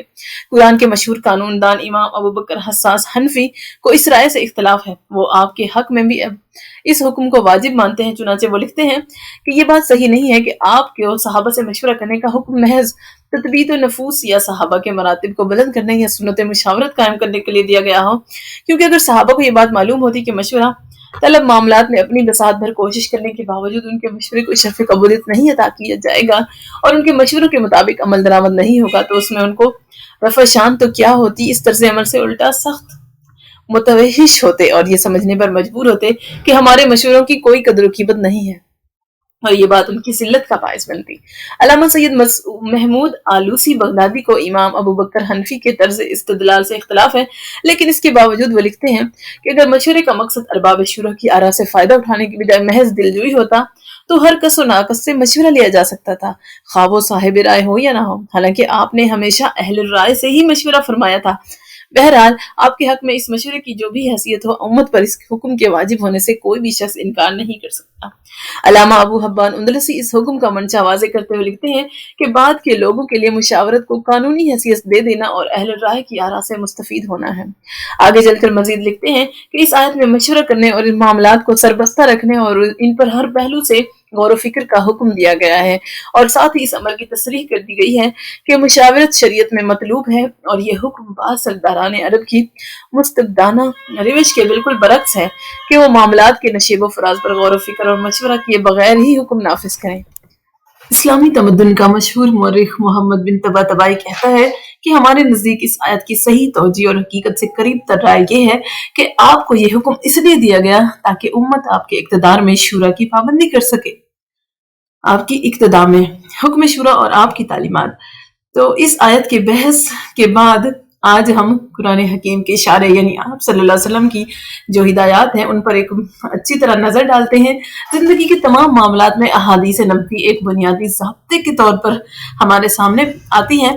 تو آپ نے فرمایا کہ ہر وہ کام جس پر ہماری جانب سے کوئی دلیل نہ ہو وہ مردود ہے۔ اس حکم کے ذریعے جب شریعت عوام مسلمین کو یہ حق دے چکی ہے کہ وہ تمام معاملات جو کتاب و سنت کی اساس پر قائم نہ ہوں وہ قابل رد ہیں اور امت انہیں کسی بھی صورت سے تسلیم نہیں کرے گی، تو ایسی صورت میں ایک امیر کے لیے سوائے اس کے کوئی چارہ کار نہیں ہے کہ وہ اپنے تمام اہم اقدامات میں عوام یا ان کے قابل اعتماد نمائندوں کو مطمئن کرے کہ اس کا قدم جادہ شریعت سے منحرف نہیں ہوا ہے، اور تاکہ قوم اس کے دلائل پر مطمئن نہ ہو جائے وہ کسی کام کو عملی شکل نہ دے۔ یہی حقیقت ہے جسے شورا سے تعبیر کیا جاتا ہے، جس کے تحت امیر پیش آمدہ مسائل کو ارباب حل و عقد کے روبرو ان کے غور و فکر کے لیے رکھتا ہے تاکہ راہ حق کو ثواب متعین ہو جائے اور زیر بحث معاملہ ایک فرد کی رائے سے متجاوز ہو کر ایک قوم کی رائے کی شکل اختیار کر لے۔ علامہ ابن عبد البر نے ایک حدیث نقل کی ہے جس سے ہمارے بیان کی پوری تائید ہوتی ہے، اور اس حدیث کی اصل مسند امام احمد میں بھی موجود ہے۔ ابن عباس روایت کرتے ہیں کہ آپ نے فرمایا کہ معاملات تین قسم کے ہوتے ہیں، ایک وہ کہ تم پر اس کے سلسلے میں راہ ثواب واضح ہو گئی ہو، بس اس کی اتباع کرو، ایک وہ کہ اس کی ضلالت تم پر کھل گئی ہے، بس اس سے اجتناب کرو، ایک وہ جس کی ہدایت یا ضلالت ہونے میں اختلاف ہو، اسے اس کے جاننے والے کے حوالے کر دو۔ اس حدیث کا حکم جس طرح افراد امت کے حق میں عام ہے، اسی طرح اس کے عموم میں رہبران امت بھی شامل ہیں۔ ان عموم سے انہیں مستثنیٰ کرنے کی کوئی وجہ معلوم نہیں ہوتی۔ حضرت عبداللہ بن مسعود فرماتے ہیں کہ اللہ تعالیٰ نے اپنی کتاب کا جو علم تمہیں دیا ہے اس پر اللہ کی تعریف کرو، اور جس چیز کا تمہیں علم نہیں دیا گیا اسے اس کے جاننے والے کے حوالے کر دو۔ اس حدیث اور عبداللہ بن مسعود کی اس قول سے یہ بات واضح ہو گئی ہے کہ جس معاملے میں کتاب و سنت کا حکم واضح نہ ہو، وہاں عمل اس شخص کے قول کے مطابق ہوگا جو اس مسئلے میں کتاب و سنت میں گہری بصیرت رکھتا ہو، اور شورا کا یہی مقصود ہے۔ امام بخاری فرماتے ہیں کہ جب حاکم ظلم سے یا اہل علم کے خلاف کوئی فیصلہ کرے تو وہ فیصلہ قابل رد ہوگا۔ ایک اور موقع پر فرماتے ہیں کہ نبی کریم صلی اللہ علیہ وسلم نے جس جماعت کی اتباع کا حکم دیا ہے اور جس سے دین سے خروج کے مترادف بتایا ہے، وہ اہل علم کی جماعت ہے۔ مشہور تابعی ابو الاسود دولی فرماتے ہیں کہ بادشاہ لوگوں پر حاکم ہے اور علماء بادشاہوں پر۔ امام رازی اپنی تفسیر میں لکھتے ہیں کہ عمرہ کے اعمال علماء کے فتاوی پر موقوف ہیں، علماء در حقیقت عمرہ کے بھی عمرہ ہیں۔ اس ساری بحث کو امام بخاری نے اپنی صحیح کے ایک باب میں سمیٹ لیا ہے۔ فرماتے ہیں کہ امام بخاری کے باب سے 3 اصول ہمارے سامنے آتے ہیں۔ پہلا، نصوص کی عدم موجودگی میں قاضی اجتہاد سے کام لے گا۔ دوسرا، لیکن یہ اجتہاد کتاب و سنت کے اصول پر مبنی ہوگا، اس سے آزاد نہیں ہوگا، کیونکہ نص قرآنی کے مطابق جو شخص اللہ کی ہدایت کے تحت فیصلہ نہ کرے وہ ظالم ہے۔ ساتھ ہی آپ نے اس صاحب حکمت کی تعریف کی ہے جو اپنی حکمت سے احکام الہی کے مطابق فیصلہ کرتا ہے اور جس بات کا علم نہ ہو اس میں خواہ تکلف نہیں کرتا۔ تیسرا اصول یہ ہے کہ خلفاء کو پیش آمدہ مسائل میں اہل علم سے مشورہ کرنا چاہیے اور ان سے نوعیت مسئلہ جان کر پھر فیصلہ کرنا چاہیے۔ اچھا، اب ہم دیکھتے ہیں مقننہ کیا ہے، یعنی قانون سازی۔ تو اسلامی طرز حکمرانی میں قانون سازی کیا ہے، اس کو ہم دیکھتے ہیں کہ اسلامی قانون کی ابتدا حضرت آدم علیہ السلام سے ہوئی اور تکمیل آپ صلی اللہ علیہ وسلم پر ہوئی۔ قرآن پاک میں اللہ تعالیٰ فرماتا ہے، اليوم اکملت لکم دینکم واتممت علیکم نعمتی ورضیت لکم الاسلام دینا۔ آج میں نے تمہارے دین کو تمہارے لیے مکمل کر دیا اور اپنی نعمت تم پر تمام کر دی اور اسلام کو تمہارے لیے بطور دین یعنی ضابطہ حیات اور قانون کے قبول کر لیا ہے۔ اس سے صاف واضح ہو جاتا ہے کہ اسلام قیامت تک پیدا ہونے والے تمام تقاضوں کا مکمل اور بہترین حل پیش کرتا ہے۔ اسلامی قانون کی خصوصیات کون سی ہیں؟ کہ اسلامی قانون بعض معاملات میں ثابت اور غیر تغیر پذیر قانون ہے، یعنی اس میں کسی قسم کی تبدیلی نہیں کی جا سکتی۔ قرآن و حدیث اور اجماع صحابہ ہمارے لیے حجت ہے۔ اسلامی قانون کا اپنا ایک مزاج ہے، اسلامی انسانی معاشرے کی کوئی تبدیلی اس پر اثر انداز نہیں ہو سکتی۔ مثلا حدود و قصاص کی جو سزائیں ہیں اور دیت کی جو سزائیں ہیں ان کو کوئی نہیں تبدیل کر سکتا، نہ ہی وقت اور نہ ہی رسم و رواج۔ دوسرا، اسلامی قانون زندگی کے بدلتے تقاضوں کے لیے اپنے اندر کافی لچک اور وسعت رکھتا ہے، مثلا تعزیر کی سزا وغیرہ۔ اس طرح اسلامی قانون کے اندر جامد اور متحرک ہونے کی دونوں صفات بیک وقت موجود ہیں۔ اسلامی قانون سازی کے مختلف ادوار کیا ہیں؟ عہد نبوت میں کیسے مقننہ تھی؟ ہم دیکھتے ہیں کہ ایام جاہلیت میں مشرکین عرب کی زندگی سادہ تھی، سود، متاع یا نکاح موقت کا رواج تھا، عورتیں اور بچے حق وراثت سے محروم کر دیے جاتے، لیکن جب آپ صلی اللہ علیہ وسلم نے مدینہ میں اسلامی ریاست قائم کی تو ان رسومات کو باقی رہنے دیا تو اسلام کے مزاج اور بنیادی اصولوں کے خلاف نہ تھی، البتہ ان رسومات کو تبدیل کر دیا جو اسلام کے مزاج اور بنیادی اصولوں کے خلاف تھی۔ آپ نے سود کو حرام، متاع کو قیامت تک کے لیے ناجائز قرار دیا اور عورتوں اور بچوں کو بھی وراثت میں حصہ قرآنی احکام وراثت کے مطابق دیے جانے کا حقدار ٹھہرایا۔ اسلام میں قانون سازی کے لیے ضروری ہے کہ مجتہد یعنی مسلم جیورسٹ ملت ابراہیمی، ملت موسوی، ملت عیسوی اور قبل از اسلام عرب کے معروف و منکر سے پوری طرح واقف ہو۔ اس کی ضرورت اس لیے بھی پیش آتی ہے کہ قرآن ان میں سے بعض احکام و رسومات کی اہمیت اجاگر کرتا ہے جبکہ بعض کو نظر انداز کرتا ہے۔ نبی اکرم صلی اللہ علیہ وسلم کی عہد مبارک میں قرآن اسلامی قانون کا سرچشمہ قرار پایا۔ اللہ تعالیٰ قرآن پاک میں فرماتا ہے نزلنا علیک الکتاب تبیانا لکل شیء وہدی ورحمۃ وبشریٰ للمسلمین، ہم نے یہ کتاب تم پر نازل کر دی ہے جو ہر چیز کو صاف صاف بیان کرتی ہے اور مسلمانوں کے لیے ہدایت، رحمت اور بشارت ہے۔ اس طرح قرآن پاک میں ایک اور جگہ اللہ تعالیٰ فرماتا ہے ما فرطنا فی الکتاب من شیء، اس کتاب میں کوئی فروغ گزاشت نہیں ہے۔ اسلام ایک مکمل دین ہے، یعنی ضابطہ حیات ہے۔ ہر مسئلے اور موضوع پر قرآن پاک میں واضح طور پر احکام موجود ہے۔ آپ صلی اللہ علیہ وسلم کا کوئی ایسا قول اور فعل نہیں جس کی بنیاد قرآنی آیت نہ ہو۔ آپ صلی اللہ علیہ وسلم کی زندگی علم سیاست، معاشیات، سماجیات، دفاع اور عدالتی نظام سے متعلق مکمل ہدایات کا عملی نمونہ ہے۔ قرآن اور سنت رسول صلی اللہ علیہ وسلم سے مجتہدین نے اصول اخذ کر کے اصول فقہ کی بنیاد رکھی۔ عہد نبوت میں حقوق اللہ، مثلاً فوجداری قانون اور حقوق العباد، مثلاً نکاح، طلاق، قانون وراثت وغیرہ کو عملی صورت ملی۔ اسلام میں قانون سازی کے اصول کو سمجھنے کے لیے علامہ خضری کی کتاب تاریخ التشریع الاسلامی میں آپ صلی اللہ علیہ وسلم کے ذاتی اجتہادات کی مثالیں موجود ہیں۔ اللہ تعالیٰ قرآن پاک میں فرماتا ہے ان اللہ یأمرکم ان تودوا الامانات الی اہلھا واذا حکمتم بین الناس ان تحکموا بالعدل، اللہ تمہیں حکم دیتا ہے کہ اپنی امانتیں یعنی ووٹ، شہادت، اختیار فیصلے کو امانت دار لوگوں کے سپرد کر دو، اور جب لوگوں کے درمیان فیصلہ کرو تو عدل کے ساتھ کرو۔ اللہ تعالیٰ آگے ایک اور جگہ فرماتا ہے یا ایھا الذین آمنوا اطیعوا اللہ واطیعوا الرسول واولی الامر منکم فَإِن تَنَازَعْتُمْ فِي شَيْءٍ فَرُدُّوهُ إِلَى اللَّهِ وَالرَّسُولِ، اے لوگوں جو ایمان لائے ہو اطاعت کرو اللہ کی اور اطاعت کرو رسول کی، اور ان لوگوں کی اطاعت کرو جو تم میں سے صاحب امر یعنی مجتہد اور متقی حکمران ہو۔ بس تمہارے درمیان اگر کسی معاملے میں اختلاف ہو جائے تو اسے اللہ اور رسول کی طرف پھیر دو۔ اللہ تعالیٰ نے مذکورہ بالا دونوں آیات میں اسلامی قانون سازی کے تمام بنیادی اصول بیان فرما دیے ہیں۔ اسلامی مملکت کے صاحب اقتدار لوگ حکومت عدلیہ، مجلس شورا، متقی، پرہیزگار اور اہل علم و دانش ہوں یا با اختیار گروہ اپنی ڈیوٹی کو بلا خوف و لالچ اور عدل و دیانتداری کے ساتھ سر انجام دے۔ اسلامی مملکت کی کسی فرد کو انفرادی یا اجتماعی طور پر کسی دوسرے فرد یا گروہ سے کوئی نزاع پیدا ہو جائے تو اس کا فیصلہ قرآن و سنت رسول اللہ صلی اللہ علیہ وسلم کی روشنی میں کیا جائے۔ اگر اسے واضح طور پر رہنمائی نہ مل سکے تو قرآن و سنت کی روشنی میں حکمران، قاضی یا مجتہد کے فیصلے کو مشعل راہ بنایا جائے۔ اللہ تعالیٰ قرآن میں اسلامی قانون بالخصوص فوجداری قانون میں قانون سازی کے لیے بنیادی احکام ارشاد فرماتا ہے وَمَن لَّمْ يَحْكُم بِمَا أَنزَلَ اللَّهُ فَأُولَٰئِكَ هُمُ الْكَافِرُونَ وَكَتَبْنَا عَلَيْهِمْ فِيهَا أَنَّ النَّفْسَ بِالنَّفْسِ وَالْعَيْنَ بِالْعَيْنِ وَالْأَنفَ بِالْأَنفِ وَالْأُذُنَ بِالْأُذُنِ وَالسِّنَّ بِالسِّنِّ وَالْجُرُوحَ قِصَاصٌ فمن تصدق به فهو کفارۃ اللہ، جو لوگ اللہ کے نازل کردہ قانون کے مطابق فیصلہ نہ کرے وہی کافر ہیں، اور ہم نے ان پر یہ بات فرض کر دی کہ جان کے بدلے جان اور آنکھ کے بدلے آنکھ، ناک کے بدلے ناک اور کان کے بدلے کان اور دانت کے بدلے دانت اور خاص زخموں کا بھی بدلہ ہے۔ پھر جو شخص اس کو معاف کر دے تو اس کے لیے کفارہ ہو جائے گا۔ اس طرح اللہ تعالیٰ مجرم کو ظلم، ناانصافی کی سزا اس کے جرم کی نوعیت کے مطابق دینے کا حکم فرماتا ہے۔ فرمایا من عمل سیئۃ فلا یجزی الا مثلھا، جو برائی یعنی جرم کرے تو اس کو اتنا ہی بدلہ یعنی سزا دی جائے جتنی اس نے برائی کی ہو۔ ان احکام کی بدولت قانون سازی کے لیے کافی مدد مل سکتی ہے۔ آپ صلی اللہ علیہ وسلم نے فرمایا کہ میں تمہارے درمیان دو چیزیں کتاب اللہ اور اللہ کے رسول کی سنت چھوڑ رہا ہوں، اگر تم ان دونوں کو مضبوطی سے پکڑ لو تو گمراہ نہیں ہوگے۔ آپ صلی اللہ علیہ وسلم نے فرمایا کہ میانہ روی نبوت کا 25واں حصہ ہے۔ آج کے دور میں اگر لوگ فرقہ پرستی، اندھی تقلید اور تعصب کی پٹیوں کو اپنی آنکھوں سے اتار کر اللہ کی رسی کو مضبوطی سے تھامیں اور آپ کے فرمان پر عمل پیرا ہوں تو ملک میں اسلامی قانون سازی کا عمل کافی حد تک آسان ہو جائے گا۔ اللہ تعالیٰ فرماتا ہے وَلَا تَكْتُمُوا الشَّهَادَةَ وَمَن يَكْتُمْهَا فَإِنَّهُ آثِمٌ قَلْبُهُ وَاللَّهُ بِمَا تَعْمَلُونَ عَلِيمٌ، اور شہادت کا اخفاء مت کرو، اور جو شخص اس شہادت کو چھپائے گا اس کا دل گناہگار ہوگا، اور اللہ تمہارے کیے ہوئے کاموں کو خوب جانتا ہے۔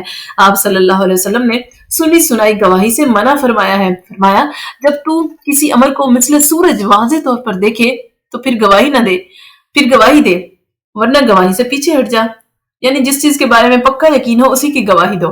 آپ صلی اللہ علیہ وسلم نے فرمایا کہ گواہ یعنی بارے ثبوت مدعی پر ہے اور قسم جو اس کا انکار کرے۔ شراب کی قطعی حرمت کا حکم بتدریج نازل ہوا۔ اسلامی قانون بھی آپ صلی اللہ علیہ وسلم کے عہد مبارک میں بتدریج نافذ ہوا۔ چنانچہ شراب کی حرمت سے متعلق پہلے 2 حکم سورہ بقرہ آیت نمبر 219، سورہ نساء آیت نمبر 43 میں نازل ہوئے۔ بعد میں شراب کی قطعی حرمت کا حکم نازل ہوا۔ یا ایھا الذین آمنوا انما الخمر والمیسر والانصاب والازلام رجس من عمل الشیطان فاجتنبوه لعلکم تفلحون انما یرید الشیطان ان یوقع بینکم العداوة والبغضاء فی الخمر والمیسر ویصدکم عن ذکر اللہ وعن الصلاة فہل انتم منتہون۔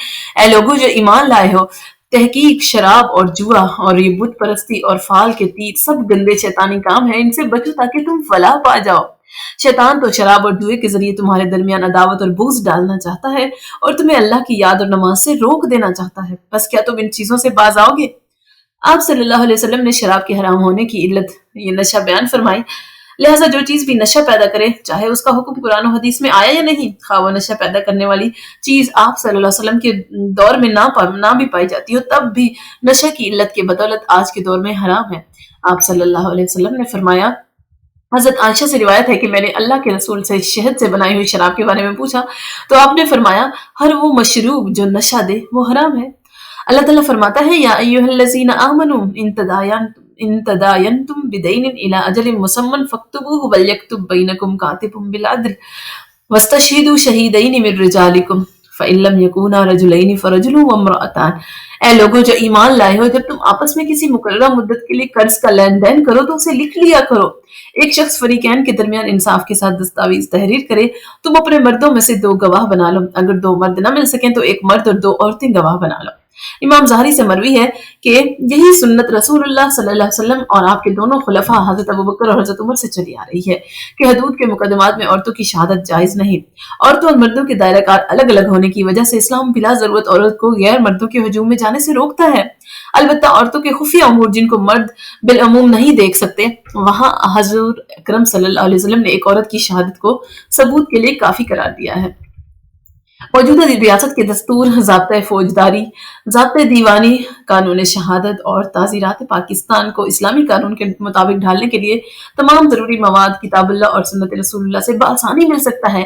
ایک قتل کے مقدمے میں بخاری میں انس بن مالک سے مروی ہے کہ ایک یہودی نے ایک لڑکی کا سر 2 پتھروں کے درمیان کچل ڈالا، اور ایک اور حدیث میں ہے کہ ایک لونڈی زیور پہنے ہوئے مدینے میں نکلی تو ایک یہودی نے اس کو پتھر دے مارا۔ لڑکی کو آپ صلی اللہ علیہ وسلم کے روبرو پیش کیا گیا، اس میں کچھ جان باقی تھی، تو آپ صلی اللہ علیہ وسلم نے لڑکی سے پوچھا کہ کیا تجھ کو فلاں شخص نے مارا ہے؟ 2 دفعہ نفی میں اشارہ کرنے کے بعد تیسری مرتبہ لڑکی نے اس بات میں سر کے ساتھ اشارہ کیا کہ ہاں۔ پھر یہودی کو پیش کیا گیا، اسے برابر پوچھتے رہے یہاں تک کہ اس نے اقرار کر لیا۔ آپ صلی اللہ علیہ وسلم نے اس یہودی کا سر پتھر کے درمیان 7 کچلوا دیا۔ صحیح مسلم شریف اور عبدالرزاق کے مصنف میں ہے کہ حضور صلی اللہ علیہ وسلم نے اس کے بارے میں حکم دیا کہ اس کو سنگسار کیا جائے۔ یہودی کو سنگسار کیا گیا حتیٰ کہ وہ ہلاک ہو گیا۔ اسلامی قانون سازی کے لیے اس سے کافی مواد مل سکتا ہے۔ مثلاً قاتل کو اس قسم کی چیز سے قتل کیا جائے جس کے ساتھ اس نے قتل کیا۔ اگر آلہ ضرب پتھر، لاٹھی یا بندوق تھی تو مجرم کو بھی اسی قسم کے ہتھیار سے سزائے موت دی جائے۔ دوسرا، وقت نزا کی شہادت برائے ثبوت مقدمہ سکا ہوتی ہے۔ ایسی حالت میں اشارہ جو سمجھ میں آ سکے اس کی اہمیت کلام کے برابر ہوتی ہے۔ آزاد یا غلام عورت کے بدلے مرد کو قتل کیا جا سکتا ہے۔ اگر گواہ شدت درد کی بدولت واضح شہادت نہ دے سکتا ہو تو آفیسر موجود کو گواہ کی حرکات و اشارات سے معاملے کی تہ تک پہنچنے کی کوشش کرنی چاہیے۔ حدود و قصاص کے مقدمے میں اگر عورت مضروب ہو تو اس کی شہادت قابل قبول ہوگی۔ مجرم اگر واقعات کو چھپانے کی کوشش کرے تو مقدمے کے مواد کو ڈھونڈنے کے لیے مجرم سے تفتیش کی جا سکتی ہے۔ حضور اکرم صلی اللہ علیہ وسلم کے روبرو ایک معاملہ پیش کیا گیا۔ عروہ نے کہا کہ میں نے ایک عورت سے نکاح کیا تو ہمارے پاس ایک سیاہ فام عورت آئی۔ اس عورت نے کہا کہ میں نے تم دونوں کو دودھ پلایا ہے۔ اس پر میں نبی صلی اللہ علیہ وسلم کی خدمت میں آیا اور عرض کی کہ فلاں عورت کی فلاں بیٹی سے میں نے نکاح کیا اور اس طرح سیاہ فام عورت آ کر جھوٹ بولتی ہے کہ میں نے تم دونوں کو دودھ پلایا ہے۔ آپ صلی اللہ علیہ وسلم نے فرمایا، تم اسے کیا کہہ سکتے ہو؟ حالانکہ اس عورت کو یقین ہے کہ تم ان دونوں کو اس نے اپنا دودھ پلایا، لہٰذا اپنی بیوی کو اپنے سے الگ کر دو۔ اس سے اسلامی قانون سازی کے کئی اصول وضع ہو سکتے ہیں۔ رضاعت یا ایسے امور جہاں تک مردوں کی بالعموم رسائی نہیں ہوتی وہاں ایک عورت کی شہادت کافی ہوتی ہے، اور ایسے کاموں میں تو عورتوں کی شہادت کو مردوں کی شہادت پر برتری حاصل ہے۔ چشمدید گواہی کے مقابلے میں سنی سنائی कोई हैसियत नहीं होती। सियाह फाम औरत को यकीन था जब एक फरीकैन हो और दूसरी तरफ शक हो, जब एक तरफ यकीन हो और दूसरी तरफ शक हो, तो आप सल्लल्लाहु अलैहि वसल्लम के फरमान के मुताबिक उसूल फिक्का भी यही है कि शक यकीन पर गालिब नहीं आ सकता। अल्लामा शेख मोहम्मद खजरी लिखते हैं कि सहाबा ने आप सल्लल्लाहु अलैहि वसल्लम से सुधाए कुत्ते के शिकार के बारे में पूछा कि अगर कुत्ता शिकार का थोड़ा सा गोश्त खुद खा ले।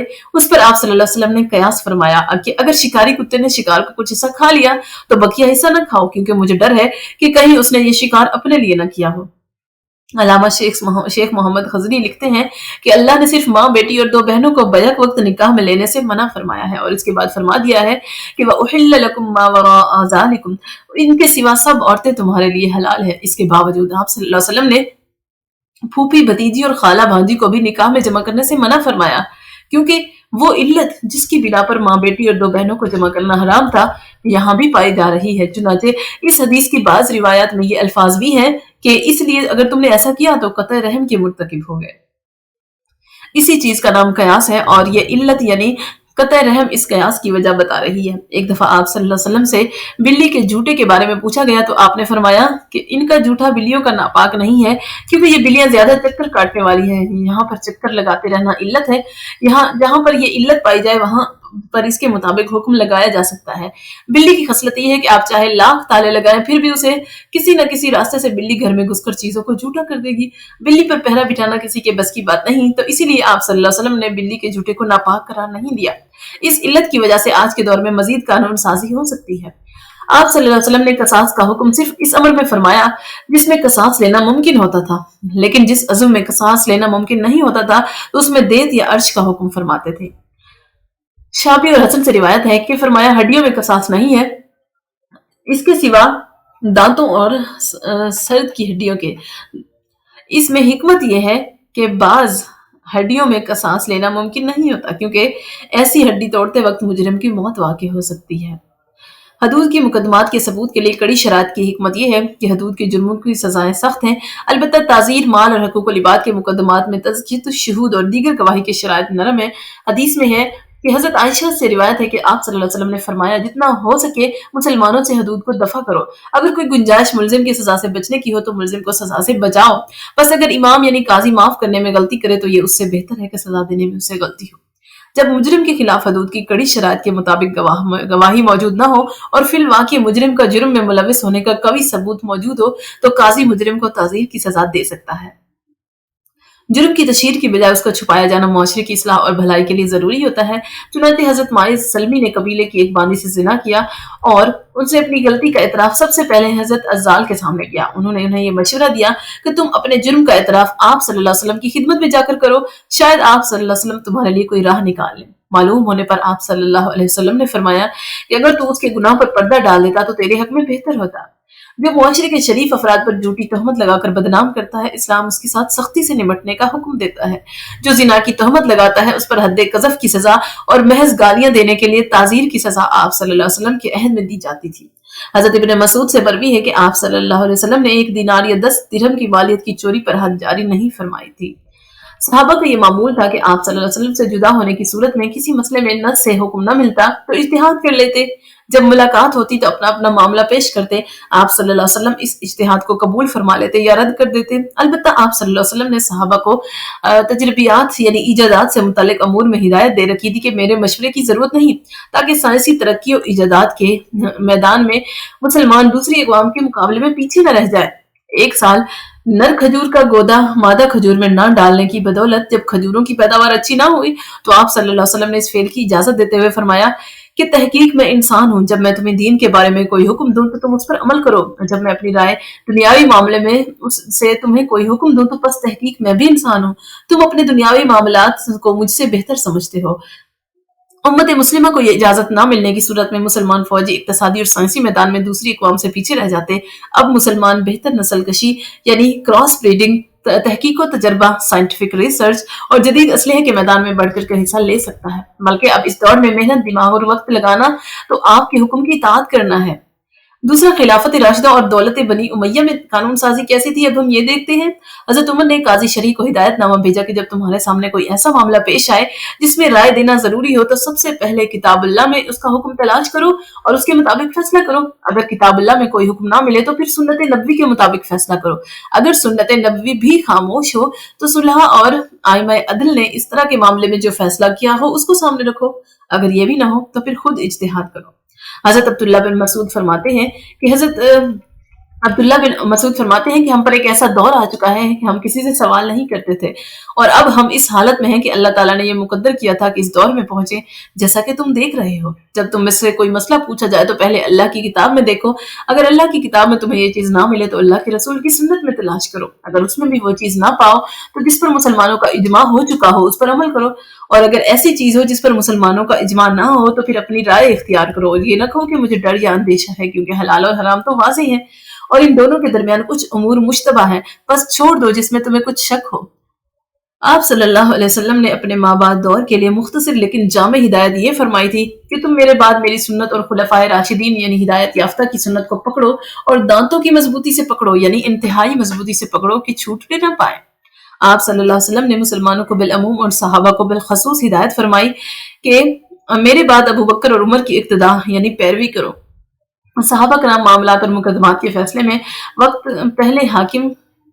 फैसले के वक्त पहले किताबुल्लाह में हुक्म तलाश करते थे।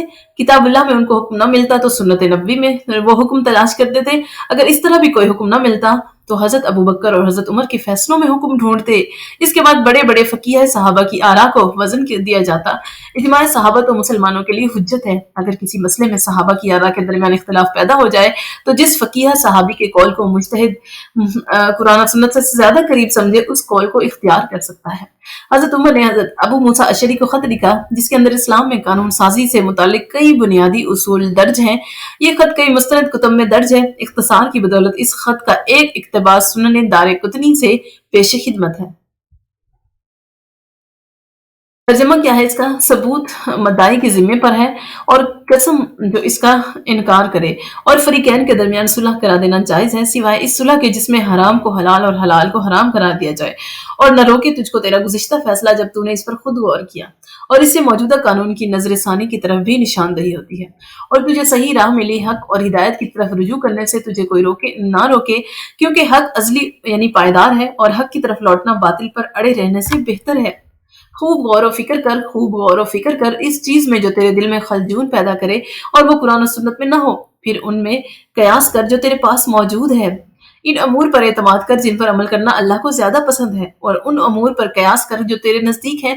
और अगर मुदई गवाह के लिए मोहलत मांगता है तो उसे मोहलत जरूरत के मुताबिक दे दे। बस अगर मुदई गवाही ले आया तो वो अपना हक ले लेगा, यानी दावा डिग्री कर दिया जाएगा, वरना फैसला मुदई के खिलाफ होगा। ये तरीक़ाकार ज्यादा मौजू है और अंधों बेसमझों को रोशनी देने वाला है।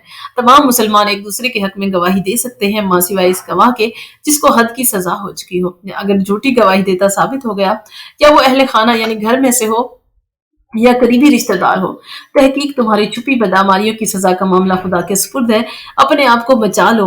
दो गवाहों के मुताबिक फैसला करने से काजी को गवाह सजा से बचने के लिए गवाही और हलफ को जरूरी करार दिया। खबरदार, इंसाफ करते वक्त दिल की तंगी और खफगी से बचो और लोगों से रंजीदा खातिर न हो और फरीकैन से बदमिजाजी से पेश ना हो। हजरत अली ने ज़िम्मी और मुसलमान का कसास और दीत बराबर करार देते हुए फरमाया कि जो हमारे अहद में आ जाए तो उसका खून कसास हमारे खून के बराबर है और उसकी दीत हमारी दीत के बराबर है। हजरत अबू बकर ने हजरत ज़ैद बिन साबित को कुरान पाक को यकजा करने का काम सौंपा। शुरू में बाज़ सहाबा ने मशवरा दिया कि जो काम आप सल्लल्लाहु अलैहि वसल्लम ने मुकम्मल नहीं फरमाया उस काम को बाद में भी नहीं करना चाहिए, मगर बाद में सब सहाबा कराम का इस पर इजमा हो गया कि कुरान पाक एक जगह यकजा किया जाए। हजरत अबू बकर के बाद दोबारा हजरत उस्मान ने कुरैश की किरत के मुताबिक कुरान को तरतीब दिया और कुरान की नकलें इस्लामी मुमलिकत में भिजवाई। दौलत अब्बासिया का जरी जमाना ये दौर दूसरी सदी हिजरी के अवाइल से शुरू होकर चौथी सदी हिजरी के वस्त में खत्म हो गया। सल्तनत में इक्तिसादी और इल्मी तरक्की हुई। इस दौर में इल्म फिका खूब फला फूला और मुत्तइद फ़क़ीह मज़ाहिब पैदा हुए। अहले सुन्नत के 4 मज़ाहिब हनफी, मालिकी, शाफ़ी और हम्बली ने खूब शोहरत पाई। कुरान की तफसीरें और अहादीस नबी के मशहूर मजमूए मुरतब हुए। इस दौर में अहले सुन्नत के 2 बड़े गिरोह बन गए।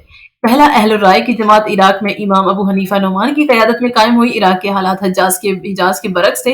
عراق کے لوگ شہری زندگی کے عادی تھے۔ بہت سے واقعات کی نئی نئی صورتیں پیدا ہو چکی تھیں چونکہ عراق کا علاقہ حدیث کے اصل وطن سے دور تھا۔ اس دوری کی وجہ سے روایت حدیث میں جھوٹ کی آمیزش کا احتمال تھا، لہٰذا گروہ اہل رائے فقہی مسائل میں عقل رائے، اجتہاد، قیاس اور مصلحت عامہ سے کام لیتا تھا۔ دوسرا گروہ حجاز میں امام مالک بن انس کی سرکردگی میں مورث وجود میں آیا۔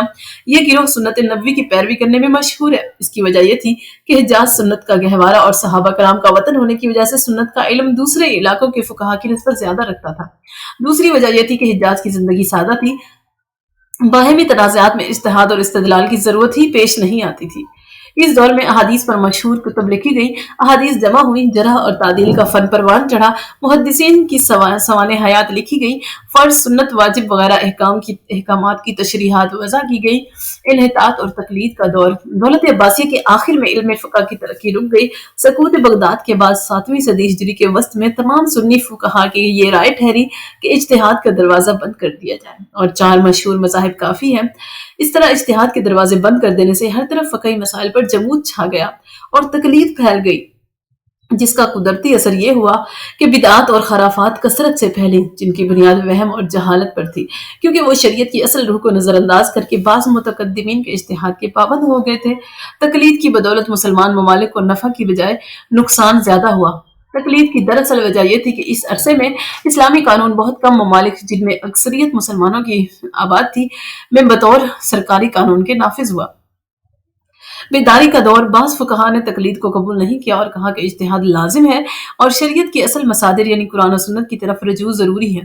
ان کا مسلک سلف صالحین کا مذہب کہلایا۔ تقلید کے خلاف اپنے اپنے وقت میں بالخصوص تقی الدین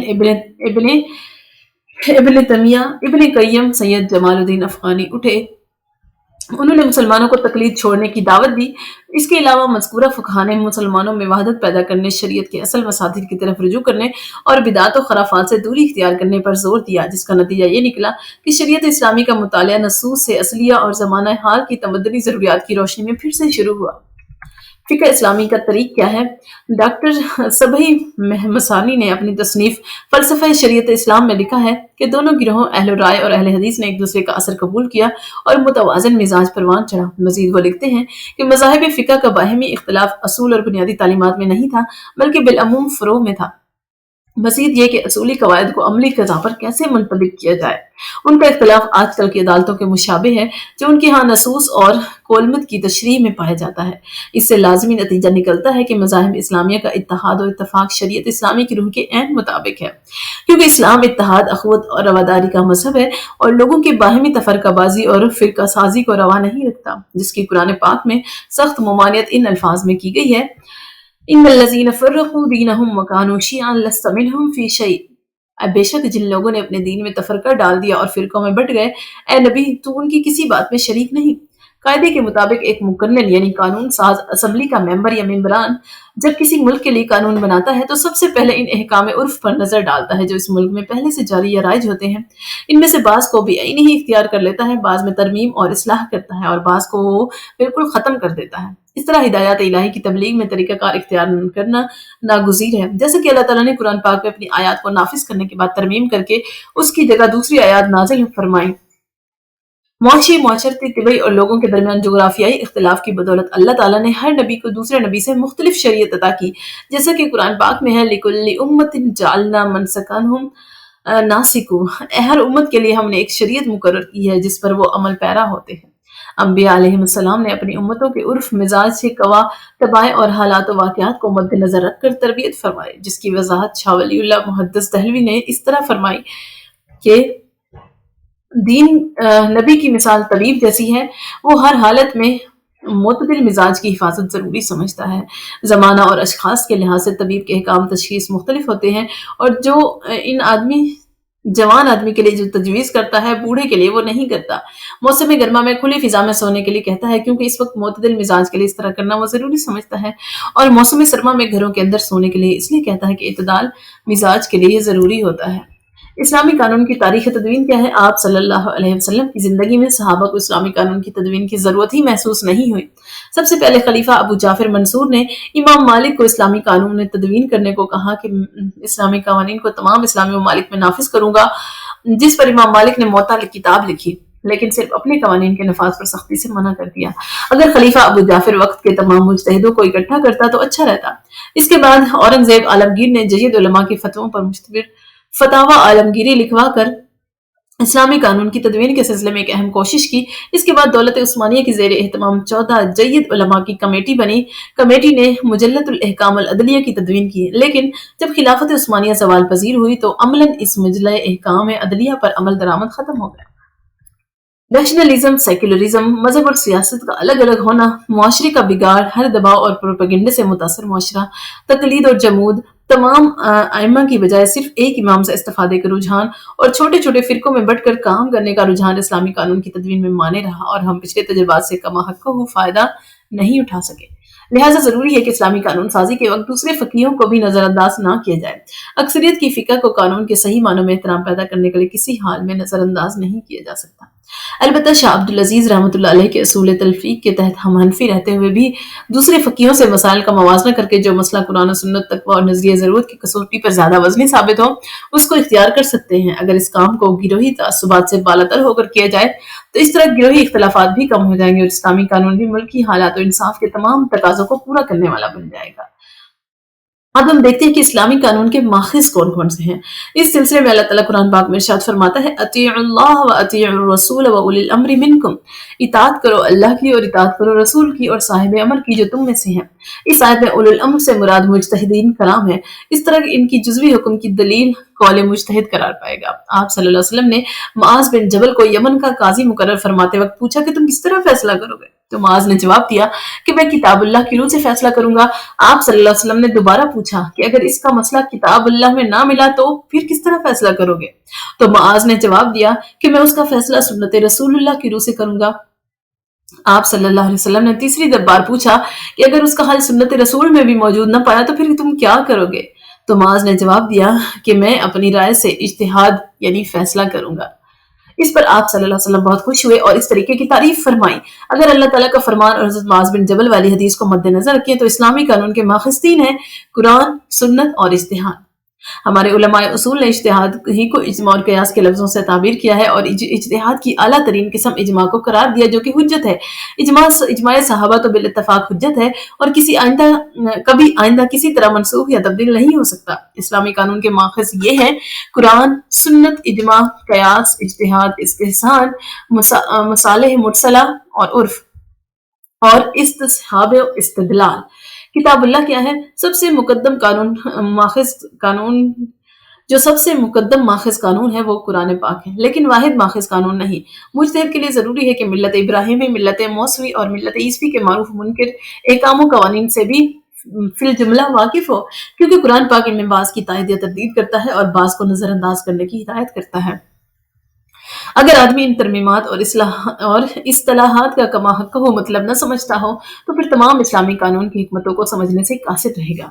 اس کا نتیجہ یہ نکل سکتا ہے کہ وہ اس کی سر کو اس جگر پر رکھ دے گا جس جگہ اس کا پاؤں ہونا چاہیے۔ دوسرے آدمی کو پورے قرآن کا ترجمہ، تفسیر اور شان نزول وغیرہ پر قابل دسترس حاصل ہونی ضروری ہے۔ اس کے علاوہ ملک میں رائج قانون اور رسم و رواج پر بالغ نظری ہونی ضروری ہے تاکہ قرآن سے متعلق مسائل پر استنباط کرتے وقت حالات اور وقت کے تقاضوں کو بھی مد نظر رکھا جائے۔ قرآن اسلامی قانون کے بنیادی اصول بتاتا ہے، لیکن تشریح حدیث کی کتابوں میں ملتی ہے۔ سنت رسول اللہ صلی اللہ علیہ وسلم، حدیث کی کتابیں قرآن کی طرح شک و شبہ سے بالاتر نہیں ہیں، لیکن فنرانیت کی وجہ سے عقل سلیم اور فطرت تقاضا کرتی ہے کہ اس پر اعتبار کیا جائے، نہ کہ اس کو مجتبی اور ساقط الاعتبار قرار دیا جائے۔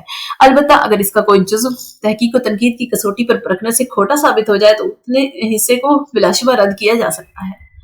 سنت رسول صلی اللہ علیہ وسلم کے عملی پہلو کا نام ہے بعض لوگ اس غلط فہمی میں مبتلا ہیں کہ سنت کی معلوم کرنے کا واحد ذریعہ بس حدیث کی کتابیں ہی ہیں، حالانکہ سب سے زیادہ معتبر اور قابل یقین ذریعہ سنت معلوم کرنے کا تواتر عملی ہے۔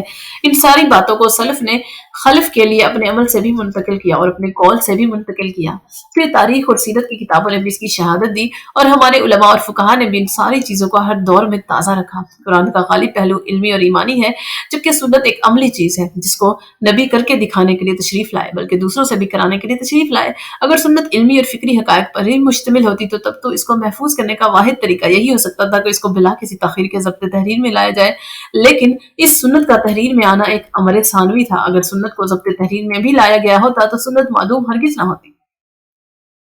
قرآن قولی تواتر سے ثابت ہے کہ جب سنت عملی تواتر سے ثابت ہے، اگر کسی کے نزدیک یہ عملی تواتر مشتبہ اور مشکوک ہے تو اسے کسی سازش کا نتیجہ قرار دیتا ہے، تو کل کو ایسے شخص کے لیے قولی تواتر کو جھٹلا دینے میں کیا چیز مانے ہو سکتی ہے۔ تیسرا ذریعہ جو ہے وہ اجماع ہے۔ کسی حکم شرعی پر کسی زمانے میں مسلمان مجتہدوں کا متفق ہو جانا اجماع کہلاتا ہے۔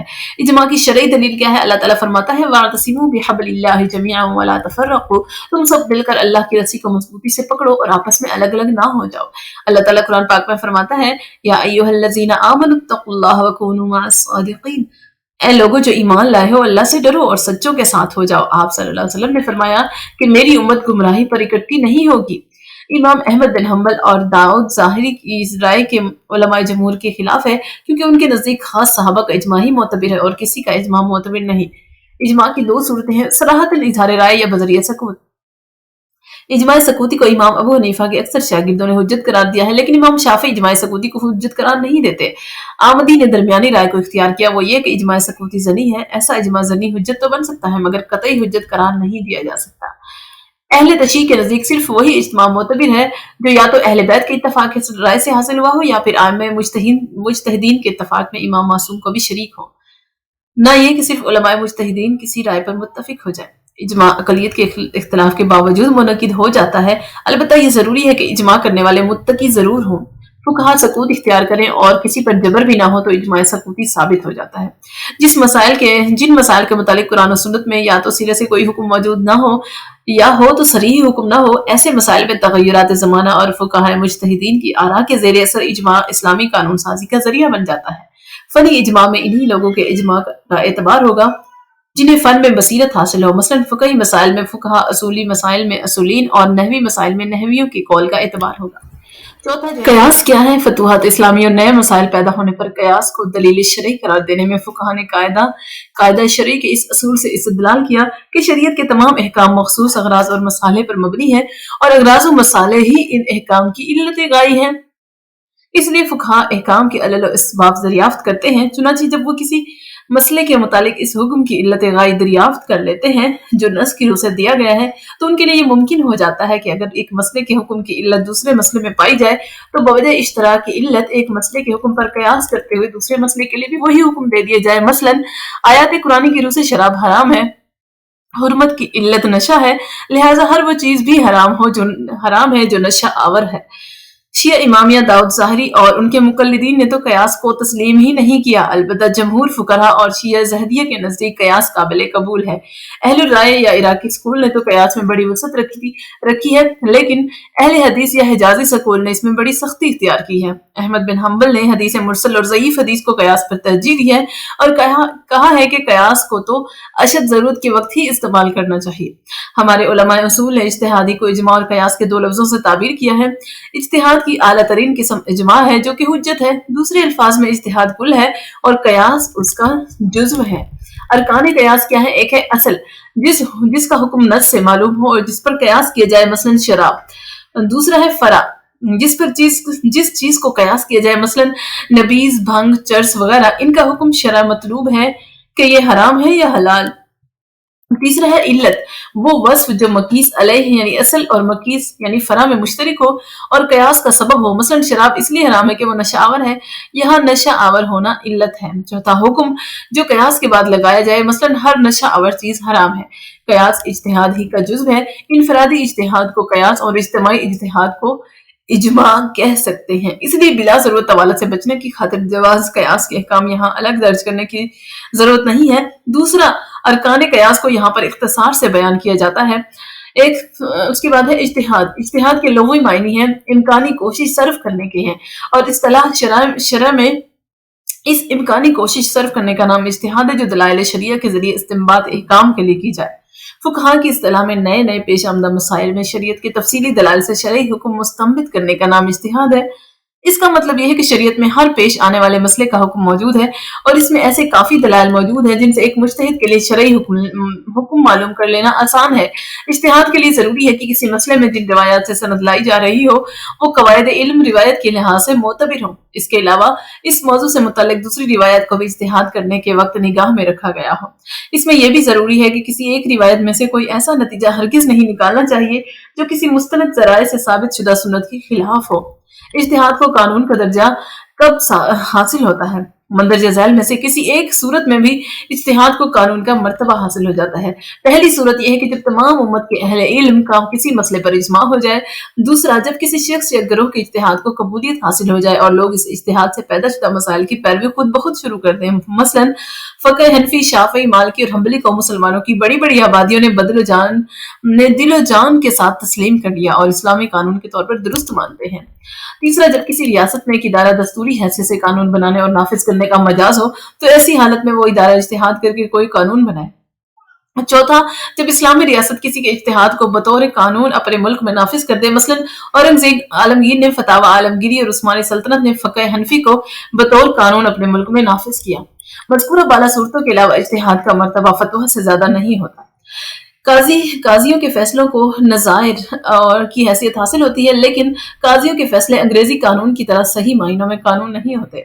قانون اور اجتہاد کیا ہے؟ قانون اس قاعدے کلیہ، طریقہ یا ضابطے کو کہتے ہیں جس کو ایک طاقتور ادارے یعنی حکومت نے نافذ کر دیا ہو اور اس کی سرپرستی حاصل ہو۔ فقہ کے معنی سمجھ اور قانون دونوں کے ہیں۔ اجتہاد اور فقہ ایک چیز ہے، جیسے کہ شیخ محمد فاضل بن عاشور جامعہ زیتونیہ تیونس تحریر کرتے ہیں کہ اہل اصول یعنی فقہا کی بنائی ہوئی طے شدہ اصطلاح کے مطابق فقہ ہی اجتہاد ہے۔ قانون کے الفاظ و معنی میں کچھ عرصہ استعمال کے بعد ایک خاص تقدس پیدا ہو جاتا ہے۔ اس طرح قانون حال کو ماضی کے ساتھ وابستہ کر دیتا ہے۔ بیدار قومیں اپنے تخصص کو برقرار رکھنے کے لیے اس چیز کو بہت اہمیت دیتی ہیں۔ مسلمانوں کو مغرب سے بیجا طور پر مروب نہیں ہونا چاہیے۔ جب تک ہمیں مسائل کا حل ائمہ سلف سے ملے اس وقت تک نئے مسائل میں استنباط کرنے سے ہمیں بچنا چاہیے۔ البتہ اجتہاد سلف کو قرآن و سنت کی طرح حتمی اور قطعی بھی نہیں سمجھنا چاہیے۔ شرعی اجتہاد دراصل اجماعی کا دوسرا نام ہے۔ ایک فکر اگر کہیں سے پیش ہو اور اس فکر کو اہل علم قبول کر لیں تو اس طرح اہل علم کی تائید سے انفرادی رائے اجتماعی رائے یعنی اجتہاد بن جائے گی۔ البتہ اس مجلس قانون کے اندر علماء اور مختلف شعبوں کے ماہرین کا ہونا ضروری ہے۔ اجماعی اجتہاد کو اگر حکومت ایک ریاست کے اندر نافذ کر دے تو وہ ملک کا قانون کہلائے گا۔ مجتہد کے لیے ضروری اوصاف کون سے ہونے چاہیے؟ مجتہد قرآن و سنت کے علوم پر پورا عبور رکھتا ہو اور راسخین فی العلم کے درجے پر پہنچ چکا ہو اور عصر حاضر میں پیش آنے والے حالات اور واقعات اور جزیات سے پوری طرح باخبر ہو۔ مجتہد بننے کے لیے یہ اوصاف ہونے ضروری ہیں۔ پہلا، مجتہد عاقل، بالغ اور دین اسلام پر ایمان کامل سے مزین ہو۔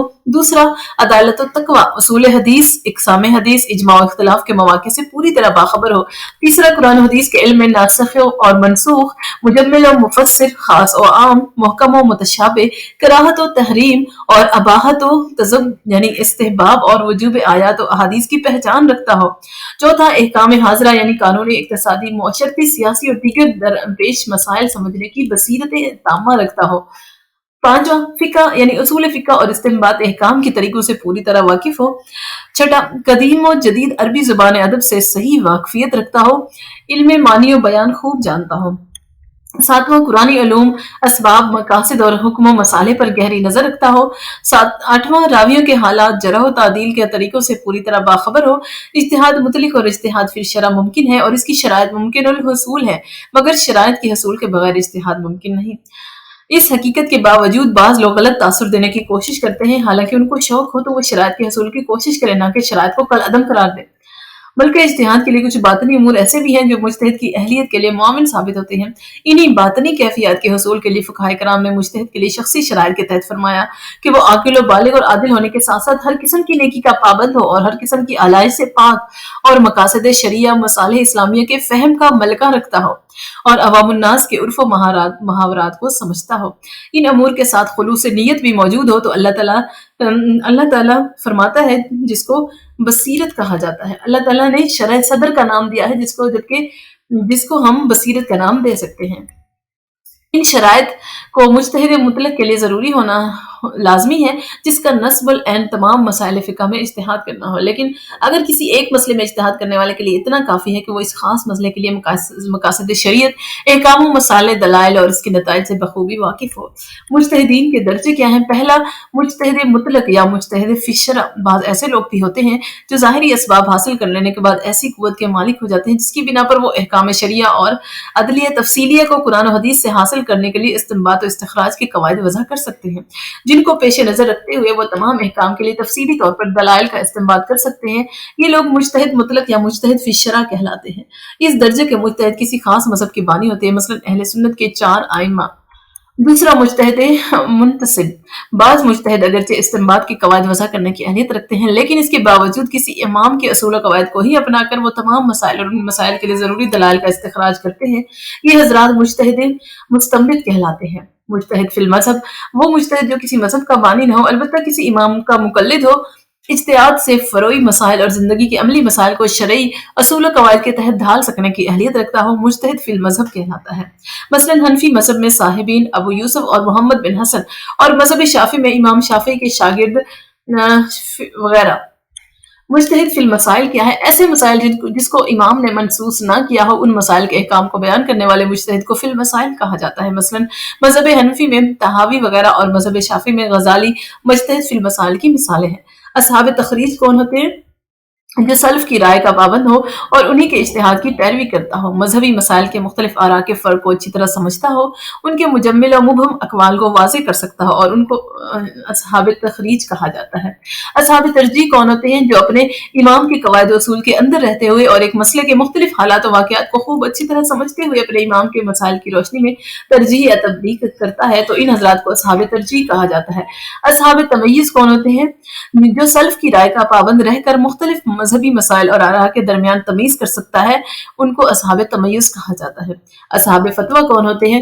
فقہا کا وہ طبقہ جو معاشرے میں پیش آنے والے مسائل کو فقہی کتب کی جزیات سے حاصل کرتا ہے، ان کو اصحاب فتویٰ کہا جاتا ہے، کیونکہ انہوں نے مدد کتب کے مطابق فتاوی جاری کیے ہیں اور پیش آمدہ جزیات کو کتب میں مذکورہ جزیات پر قیاس کیا. اجماع صحابہ اور اجتہاد صحابہ. اجماع صحابہ شریعت میں حجت کا درجہ رکھتا ہے، جبکہ اجتہاد صحابہ کی حیثیت ایک شرعی دلیل کی سی ہے. اگر صحابہ کرام کے درمیان اختلاف رائے ہو تو کسی صحابی کی رائے کے مطابق ملکی حالات و تقاضوں کو مد نظر رکھ کر اسلامی قانون بنایا جا سکتا ہے، لیکن اجماع صحابہ کے خلاف اجتہاد کر کے کوئی اسلامی قانون نہیں بنایا جا سکتا. مثال کے طور پر صحابہ کا شراب پینے کی سزا کے بارے میں 80 کوڑوں پر اجماع ہو گیا. اس سزا کو وقت گزرنے کے بعد اب بدلا نہیں جا سکتا. حضرت عمر نے اپنے دور خلافت میں شراب نوشی کی سزا کے لیے صحابہ کرام کو جمع کر کے ان سے مشورہ کیا. حضرت عبد الرحمن بن عوف نے فرمایا کہ سب سے کم حد قصف یعنی 80 کوڑے ہیں، اسی لیے آپ اس کو مقرر فرما دیں. حضرت علی نے فرمایا کہ انسان جب نشے میں ہوتا ہے تو اول فول بکنے لگتا ہے، اور اول فول بکنے کی صورت میں وہ اکثر تہمتیں لگاتا ہے، لہٰذا شراب نوشی کی حد بھی وہی ہونی چاہیے جو قصب کی ہے. اس پر تمام صحابہ کرام کا اجماع ہو گیا، جس پر حضرت عمر نے اسلامی سلطنت کے تمام علاقوں میں یہ حکم نامہ بھیج دیا کہ شراب نوشی کی حد 80 کوڑے ہیں. آپ نے حضرت خالد اور حضرت ابو عبیدہ کو لکھ کر بھی بھیجا، حضرت جو کہ اس وقت اسلامی سلطنت سے دور تھے. حضرت عمر کے طریقہ اجتہاد کے بارے میں علامہ خضری لکھتے ہیں کہ اگر ان کو کوئی مسئلہ قرآن اور حدیث میں نہ ملتا تو اس کے متعلق حضرت ابو بکر کا فتویٰ دریافت فرماتے.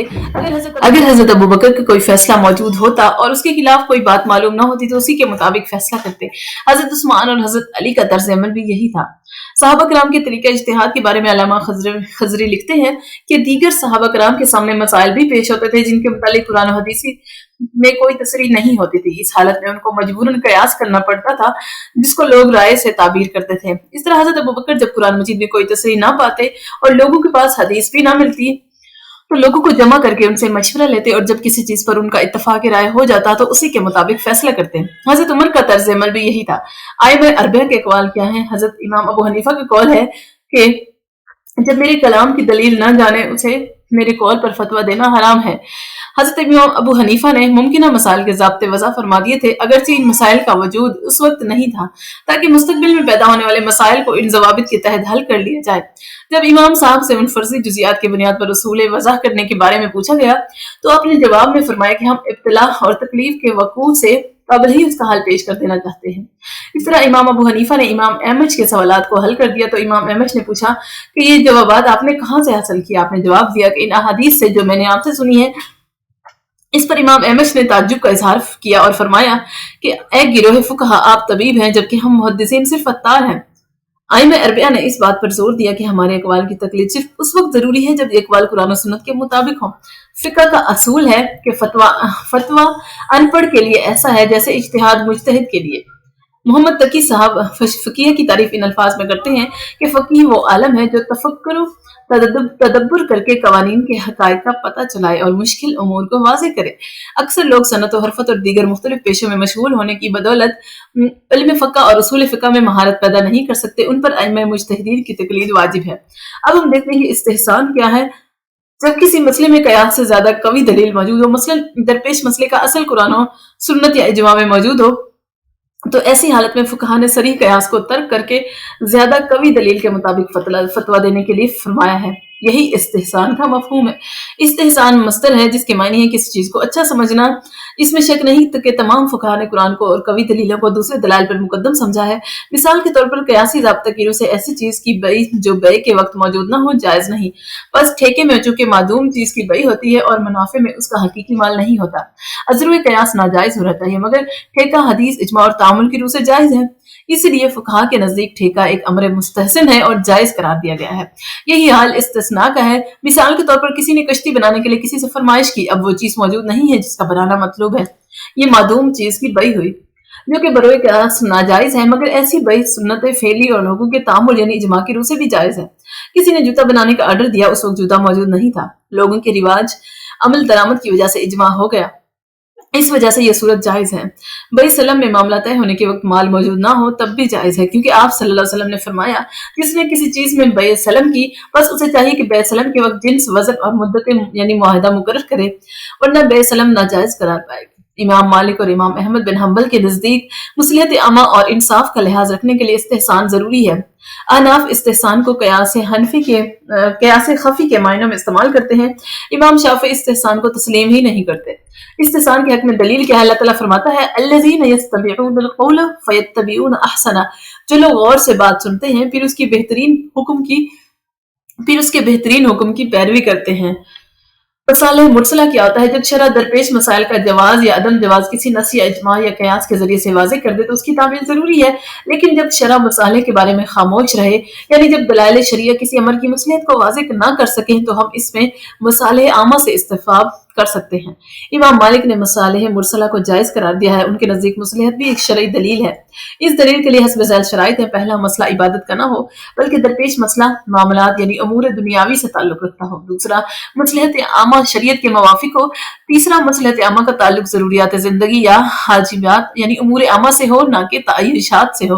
مثلاً فوجی اخراجات اور ملک کی حفاظت کے لیے مالداروں پر ٹیکس لگانا۔ اگر کفار جنگ کے دوران مسلمان قیدیوں کو اپنے بچاؤ کی خاطر ڈھال بنا لیں تو ایسے موقع پر تمام مسلمانوں کے مفاد کی خاطر مسلمان قیدیوں پر تیر چلانا بشرطے کہ اس کے سوا کوئی چارہ نہ ہو۔ ضروریات ممنوعات کو مباح بنا دیتی ہیں۔ مثلاً دائی اور طبیب وغیرہ اس حد تک سطر کے معاملے میں مستثنیٰ ہے جس حد تک علاج وغیرہ کی ضرورت ہو۔ اسی اصول سے بعض فقہا نے قرآن کی تدوین و جمع، علوم شریعہ کی تدوین اور دفاتر کی ترتیب، قرآن کی کتابت، خلافت کے لیے طریقہ انتخاب، محکمہ جاتی تقسیم اور قید خانہ جات وغیرہ کو جائز قرار دیا، اور اسی مصلحت کے پیش نظر تمام امور انجام دیے گئے۔ مصالح ضروریہ کو مصالح حاجیہ پر اور مصالح حاجیہ کو مصالح تہنیہ پر زور فوقیت حاصل ہے۔ حقوق العباد حقوق اللہ پر مقدم ہے، اس لیے ذیل مصالح میں باقی چار حقوق پہلے حق پر مقدم ہے۔ مصالح ضروریہ کیا ہے؟ کہ دین کی نشر و اشاعت اور حفاظت کے لیے تبلیغ و جہاد ضروری ہے۔ دوسرا، نفس کی حفاظت کے لیے قصاص کا قانون لاگو ہونا ضروری ہے۔ عقل کی حفاظت کے لیے شراب اور نشاور اشیاء پر پابندی لگانی ضروری ہے۔ نسل کی حفاظت کے لیے نکاح اور پھر زانے کو سنسار کرنا ضروری ہے۔ مال کی چوری پر ہاتھ کاٹنا بھی ضروری ہے۔ مصالح حاجیہ مثلاً خرید و فروخت، مہر و طلاق وغیرہ کے مسائل کے قواعد و ضوابط مصالح حاجیہ کے زمرے میں آتے ہیں۔ مصالح تحسینیہ مثلاً عمدہ اخلاق اور بلند حوصلگی وغیرہ کے قواعد و ضوابط مصالح تحسینیہ میں آتے ہیں۔ عرف کیا ہے؟ اللہ تعالیٰ قرآن حکیم میں فرماتا ہے الوصیۃ للوالدین والاقربین بالمعروف، والدین اور رشتہ داروں کے لیے معروف دستور کے مطابق طریقے سے وصیت کرو، یعنی رسم و رواج کے مطابق۔ قرآن پاک میں ماں سوائے معروف کے رسم و رواج کا کوئی متبادل لفظ نہیں ہے۔ نہیں آیا ہے۔ معروف لفظ کا مطلب یہی ہے کہ انصاف، اخلاق، رواج اور شریعت کے خلاف کوئی بات نہ ہو، یا وہ جانی پہچانی بات جس کو عقل سلیم قبول کرتی ہو۔ ملک کی آب و ہوا اور قومی خصوصیات یہ دونوں مل کر اجتماعی زندگی پر کافی حد تک اثر انداز ہوتی ہیں۔ قومی عادات اور رسم و رواج تقلید کے ذریعے سے قوت پکڑتی ہیں۔ حقیقت تو یہ ہے کہ تقلید ہی تمدن و معاشرت کو قوموں میں نسلاً بعد نسل باقی رکھتی ہے۔ عرف کا جواز اللہ تعالیٰ نے فرمایا ہے، خذ العفو وامر بالمعروف واعرض عن الجاہلین۔ عفو و درگزر کا طریقہ اختیار کرو، معروف کا حکم دو اور جاہلوں سے نہ الجھو۔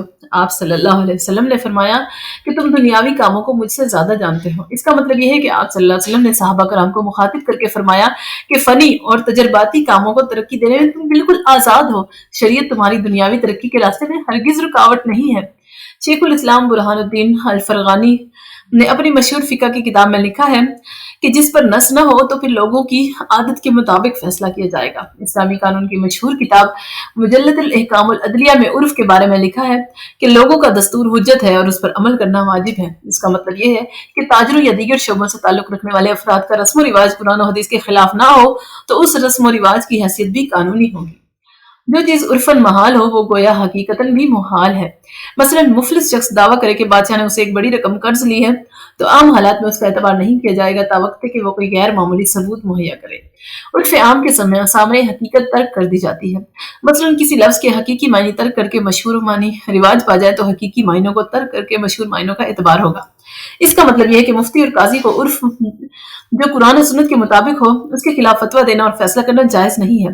جب عادت بڑھ جائے اور غالب آ جائے تو اس وقت اس کا اعتبار کرنا چاہیے۔ امام مالک صریح نص نہ ہونے کی صورت میں اہل مدینہ کے عمل کو اجماع اور دلیل شرعی شمار کرتے ہیں، کیونکہ اہل مدینہ کو فتوحات کے دوران اگر کوئی مسئلہ درپیش آ جاتا اور اس مسئلے سے متعلق کوئی حکم قرآن و سنت کے خلاف نہ پاتے تو اس کو اختیار کر لیتے۔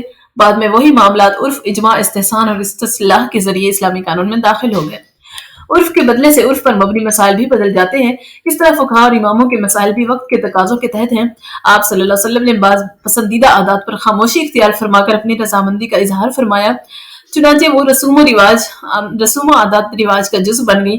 آپ صلی اللہ علیہ وسلم کی تعلیم کے مطابق ہر اچھی اور عمدہ بات مومن کا گمشدہ مال ہے، جہاں وہ پائے اس کو لینے کا زیادہ مستحق ہے۔ لہٰذا دوسرے ملکوں اور قوموں کے دستور و قانون کے ان حصوں کو جو قرآن و سنت کے مزاج کے خلاف نہیں ہے اور جدید دور میں وہ ہماری ترقی کے لیے ضروری اور نفع بخش ہے، تو ان مخصوص حصوں کو ہم اسلامی دستور اور قانون میں شامل کر سکتے ہیں۔ استدلال اور استصحاب کیا ہے؟ استدلال مصدر ہے، اس کا ماضی استدلال ہے، جس کے معنی ہے اس نے دلیل تلاش کی اور حاصل کر لی۔ اللہ تعالیٰ فرماتا ہے یأمرہم بالمعروف وینہم عن المنکر ویحل لہم الطیبات ویحرم علیہم الخبائث۔ وہ نبی صلی اللہ علیہ وسلم انہیں نفع بخش کاموں یعنی نیکی کا حکم دیتا ہے اور نقصان دہ کاموں یعنی بدی سے روکتا ہے، اور پسندیدہ چیزیں یعنی پاک ان کے لیے حلال کرتا ہے اور گندی چیزیں یعنی ناپاک کو حرام ٹھہراتا ہے۔ استصحاب اور استدلال کی تعریف کیا ہے؟ دلائل کے ذریعے کسی چیز کے وجود اور عدم وجود کو ہر حالت میں باقی رکھنا جب تک کہ تبدیلی حالت ثابت نہ ہو جائے۔ استدلال و استصحاب سے متعلق فقہ کے چند اصول ہیں۔ پہلا اصول تو یہ ہے کہ در حقیقت کوئی واجبات یعنی ذمہ داریاں کسی پر نہیں ہوتے۔ اس کا مطلب یہ ہے کہ کوئی شخص اس وقت تک کسی چیز کا ذمہ دار نہیں ٹھہرایا جا سکتا جب تک کوئی شرعی دلیل جرم یا واجبات کو ثابت کرنے والی موجود نہ ہو۔ دوسرا اصول یہ ہے کہ اصل اشیاء میں اباحت ہے۔ اس کا مطلب یہ ہے کہ ماں سوائے ان چیزوں کے جن کو اللہ اور اس کے رسول نے منع فرمایا ہے مباح ہے۔ مثلا جب تک شراب اللہ نے منع نہیں فرمائی اس وقت تک شراب مباح تھی، بعد میں حرام قرار پائی۔ اس کے علاوہ گھڑیوں کا مسجدوں میں لٹکانا اور وقت کے مطابق باجماعت نماز پڑھانا اگر اس وقت یہ ایجاد موجود نہ تھی تو مباح ہے۔ تیسرا اصول نص کا حکم باقی رکھنا جب تک وہ منسوخ نہ ہو۔ اس سے مراد یہ ہے کہ ایک نص کا حکم اس وقت تک باقی رہے گا جب تک وہ حکم دوسری نص سے منسوخ نہ ہو جائے۔ چوتھا اصول یہ ہے کہ جب تک کوئی وجہ تخصیص نہ ہو اس وقت تک عمومیت کو باقی رکھنا، چنانچہ ایک عام حکم میں استثناء بلا کسی خاص دلیل کے قابل قبول نہیں ہوگا۔ پانچواں اصول کیا ہے؟ جو چیز کسی وقت ثابت ہو جائے تو اسے باقی رکھا جائے تاوقت کہ کوئی دلیل اس کے خلاف نہ مل جائے۔ چنانچہ اگر کسی شخص کے لیے کسی وقت کسی چیز کی ملکیت ثابت ہو جائے تو جب تک اس کا ازالہ ملکیت ثابت نہ ہو جائے اس کی ملکیت برقرار رکھی جائے گی۔ برقراری معکوس یا حال کی حالت کو ماضی میں قائم رکھنا، اس کا مطلب یہ ہے کہ جس چیز کا وجود یا عدم وجود زمانہ حال میں ثابت ہو تو اسے زمانہ ماضی میں بھی برقرار رکھنا ضروری ہے۔ استدلال کی مثال کیا ہے؟ تیمم وضو کا قائم المقام بعض حالات کی بنا پر بنتا ہے، کیونکہ تیمم قائم مقام وضو نیت کے بغیر جائز نہیں ہوتا، اسی لیے وضو بھی نیت کے بغیر جائز نہیں ہوتا۔ اور اولیات عمر بن خطاب، اسلام میں قانون سازی کے طریقے کو جاننے کے لیے حضرت عمر نے جو اسلامی ریاست میں طریقہ قانون سازی اختیار کیا وہ سمجھنا بہت ضروری ہے۔ حضرت عمر سیاسی، معاشرتی اور دفاعی لحاظ سے مفاد ملت اسلامیہ کے پیش نظر ظاہری طور پر مخالفت نصوص سے بھی دریغ نہ کرتے تھے، لیکن در حقیقت حضرت عمر کے یہ تمام فیصلے ہمیشہ قرآن و سنت کی روشنی میں شریعت کے عین مطابق ہی ہوتے تھے۔ پہلی مثال کیا ہے؟ اللہ تعالیٰ فرماتا ہے وَالسَّارِقُ وَالسَّارِقَةُ فَاقْطَعُوا أَيْدِيَهُمَا، اور چور خواہ مرد ہو یا عورت دونوں کے ہاتھ کاٹ دو۔ عزر کتاب اللہ اور سنت نبوی، قولی اور فعلی چوری کرنے والے مرد اور چوری کرنے والی عورت دونوں کے ہاتھ کاٹ دو۔ لیکن عمر بن خطاب نے قحط کے سال میں لوگوں کی ضرورت اور بقا کے پیش نظر اس سزا کو موقوف کر دیا۔ اب بھی کوئی اسلامی ریاست جنگ، قحط یا کسی دیگر مجبوری کے تحت مسلمانوں کی ضرورت و بقا کی خاطر ایسا کر سکتی ہے۔ دوسری مثال یہ ہے کہ قرآن مجید میں زکوٰۃ کے مصارف میں مؤلفۃ القلوب کی مد شامل ہے۔ حضرت عمر کے دور خلافت تک اس پر باقاعدگی سے عمل ہوتا رہا، لیکن حضرت عمر نے سرداروں کی تالیف قلوب کے لیے زکوٰۃ میں سے رقم دینے سے صاف انکار کر دیا اور فرمایا کہ پہلے اسلام کمزور تھا، اس لیے اسلام کی مخالفت کرنے والوں کو اسلام کی طرف راغب کرنے کے لیے زکوٰۃ کی رقم دی جاتی تھی۔ اب جو اسلام کے مقابلے میں آئے گا اس کو عمر کی تلوار سیدھا کرے گی۔ حضرت عمر قرآن کے حکم کو منسوخ نہیں کر سکتے اور نہ ہی حضرت عمر نے قرآن کا حکم منسوخ کیا، بلکہ قرآن کا حکم قیامت تک کے لیے اپنی جگہ قائم ہے۔ البتہ حالات کے بدلنے کے ساتھ لوگوں کے تقاضے اور ضروریات بدل جاتی ہیں، نئے تقاضوں اور ضروریات کے پیش نظر نئے احکام وضع کیے جاتے ہیں۔ حضرت عمر نے حالات و ضرورت کی تبدیلی کی بنا پر وقتی طور پر حکم بدل دیا۔ جب بھی کسی اسلامی ریاست کو آپ صلی اللہ علیہ وسلم کے دور سے مشابہ حالات پیش آئیں تو وہ حکومت اب بھی تالیف قلوب کے لیے زکوٰۃ کی رقم میں سے خرچ کر سکتی ہے۔ تیسری مثال، اگر کوئی شوہر اپنی بیوی کو ایک نشست میں 3 بار طلاق دے دیتا ہے تو آپ صلی اللہ علیہ وسلم، حضرت ابوبکر صدیق اور حضرت عمر بن خطاب کے اوائل خلافت میں ایک طلاق شمار ہوتی تھی۔ حدیث میں طلاق دینے کا طریقہ یہ بیان فرمایا گیا ہے کہ ایک طلاق کے بعد دوسری طلاق 1 ماہ بعد دی جائے اور تیسری طلاق مزید 1 ماہ بعد دی جائے، جس کی غرض و غایت یہ ہے کہ غصے اور جلد بازی میں کوئی گھر اجڑ نہ جائے۔ اس کے باوجود عمر بن خطاب نے بیک وقت 3 طلاقیں کو طلاق مغلط قرار دیا۔ اس کی وجہ حضرت عمر کے مطابق یہ تھی کہ لوگوں نے طلاق کو کھیل بنا لیا، جس پر انہوں نے ایسا حکم دیا۔ اب کوئی اسلامی ریاست اپنے بدلے ہوئے جغرافیائی حالات اور عرف کو مد نظر رکھ کر مذکورہ بالا حکم سے ہٹ کر قانون بنا سکتی ہے۔ چوتھی مثال کون سی ہے کہ غیر شادی شدہ زانی کی سزا 100 کوڑے اور شہر بدر کرنا مندرجہ ذیل مشہور حدیث سے ثابت ہے۔ حضرت عبادہ بن صامت سے مروی ہے کہ رسول اللہ صلی اللہ علیہ وسلم نے فرمایا مجھ سے حکم حاصل کرو کیونکہ اللہ تعالیٰ نے عورتوں کے لیے سزا کا طریقہ مقرر کر دیا ہے۔ اگر کنوارا شخص کنواری لڑکی کے ساتھ بدکاری کرے تو اسے 100 کوڑے لگائے جائیں اور 1 سال کے لیے شہر بدر کیا جائے، اور اگر شادی شدہ مرد شادی شدہ عورت کے ساتھ بدکاری کرے تو اسے 100 کوڑے بھی لگائے جائیں اور رجم بھی کیا جائے۔ حضرت عمر کے دور خلافت میں ربیعہ بن امیہ بن خلف کو شہر بدر کیا گیا تو وہ رومیہ سے جا ملا۔ باوجود سری نس کے اس موقع پر حضرت عمر نے فرمایا کہ میں کبھی کسی کو اس کے بعد شہر بدر نہیں کروں گا۔ 5ویں مثال کیا ہے کہ نبی اکرم صلی اللہ علیہ وسلم نے فرمایا کہ کسی جرم میں 10 کوڑوں سے زیادہ سزا نہ دی جائے ماں سوائے ان سزاؤں کے جو اللہ کی طرف سے مقرر ہیں۔